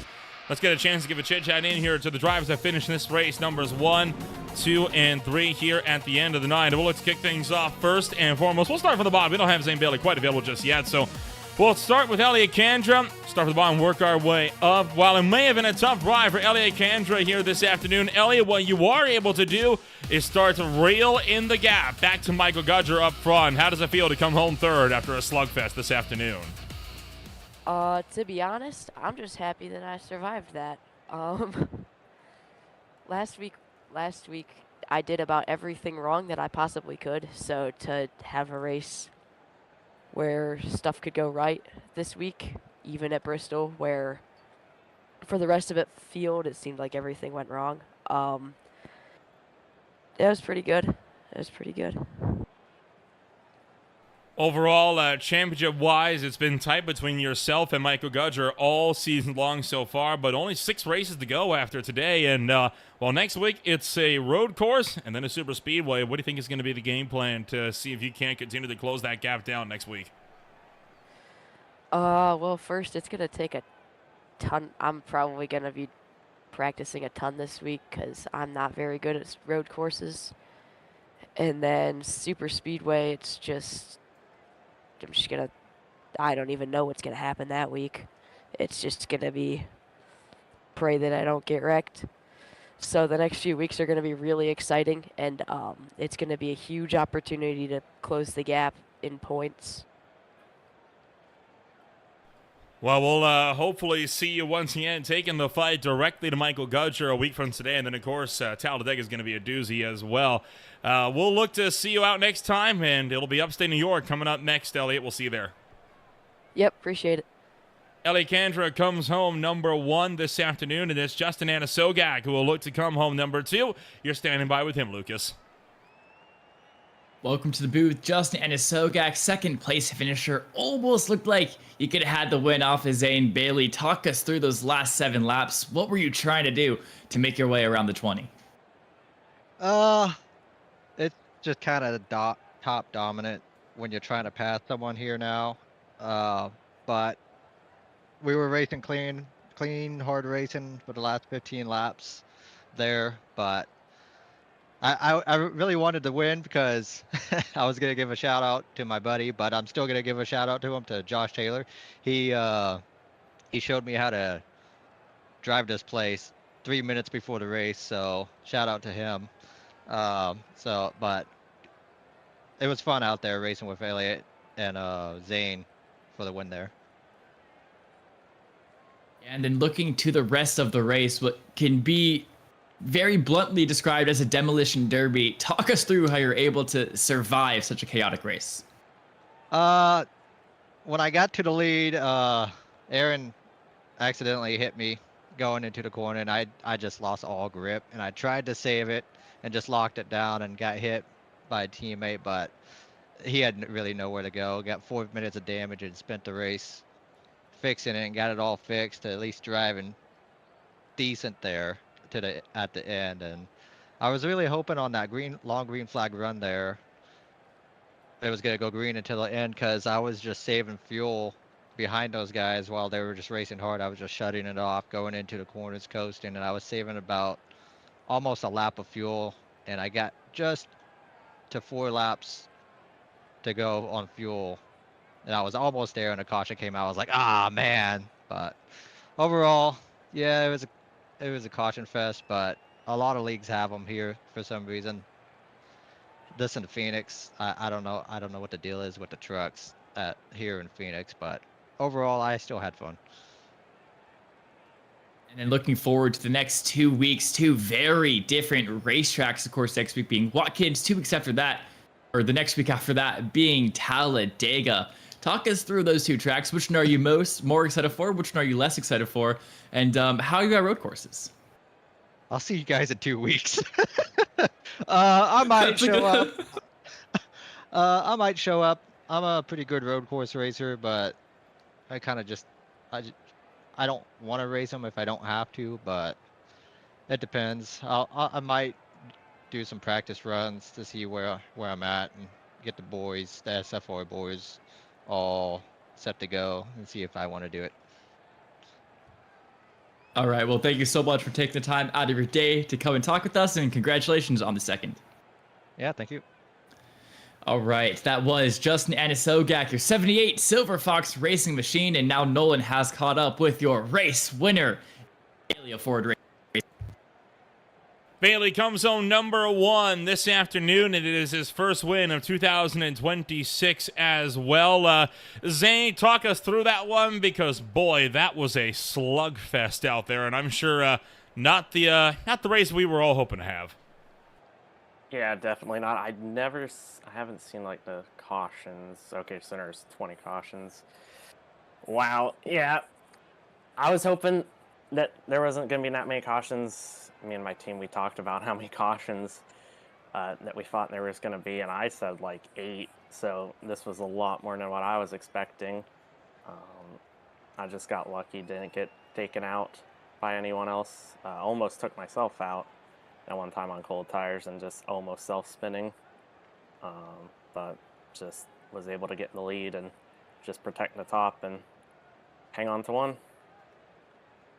Well, all of that is going to bring you in with your first win of the season. It's a bit surprising, honestly, that it's taken this long for it to come about with how many wins you were taking in the Super Speedway Blitz at the end of 25 there. But, hey, you're still holding on to third place of the championship. You were only 25 points out entering today's race. Safe to say you're going to be jumping up a good you could be looking to close that gap as you are finishing quite a few spots ahead of Michael Gudger here. Do you think the championship hunt's still definitely on the cards for you over the next 6 weeks? I feel like I definitely have a chance because Michael told me that he ain't going to be able to race next week, and as long as I don't get taken out by Cody Witt next week at Watkins Glen, I should get a good finish because I just love NASCARs on road courses and they're so much fun. And then a lot of the tracks left in the season are some of my favorites, so I feel like I got a decent chance at it. Well, we'll look set to see you next week out at the Glen. Talk us through what the game plan is going to be as we get set to duke it out around the only road course of the season. Yeah, just stay up front. I don't think there's going to be like a halfway stage caution or like competition caution. Hopefully there isn't. But just making it through turn 1, lap 1, like the first lap, and just managing lap traffic, keeping your rear tires cool. I feel like that's going to be the key. All right, well, we'll get set to wish you the best of luck then in New York, and congratulations on taking your first win of the season here this afternoon. Yep, thank you. And that was Zane Bailey bringing it home, number 1 this afternoon. Lucas, a tough run here this afternoon for a lot of drivers, and I'm sure for many, a night to forget. Yeah, and unfortunately, I will not be able to make it here next week I will be at Akron, Ohio, casting the ESE Championship LAN of Valorant and League of Legends. And Iris, I wish Ron all the best of luck next week out at Watkins Glen when he covers for me that week. But today was definitely a grudge match in and of itself. And 20 cautions on the end of the day, definitely one to forget for these SRA boys. Well, next week they'll be able to calm it down a little bit, and then, of course, Talladega up the week after that. Be sure to check out the High Tide Race League coming on up tomorrow afternoon alongside more action here on Green Flag TV. That's on Monday. It's Blazing Paddles Truck Series action alongside the Motor City Racing IMSA Championship at the Mulsanne Circuit in France. That'll be coming up on Sunday. If you want to find out more about who we are, what we can offer you, check us out today at www.greenflag.tv. Once again, my name is Nolan Rempel alongside Lucas Moody. And yet again, we see the points gap shift. The gap continues to close. And next week, we'll see who comes out on top for the lone road course race of the season. We'll see you all when we go racing in upstate New York. See you all there.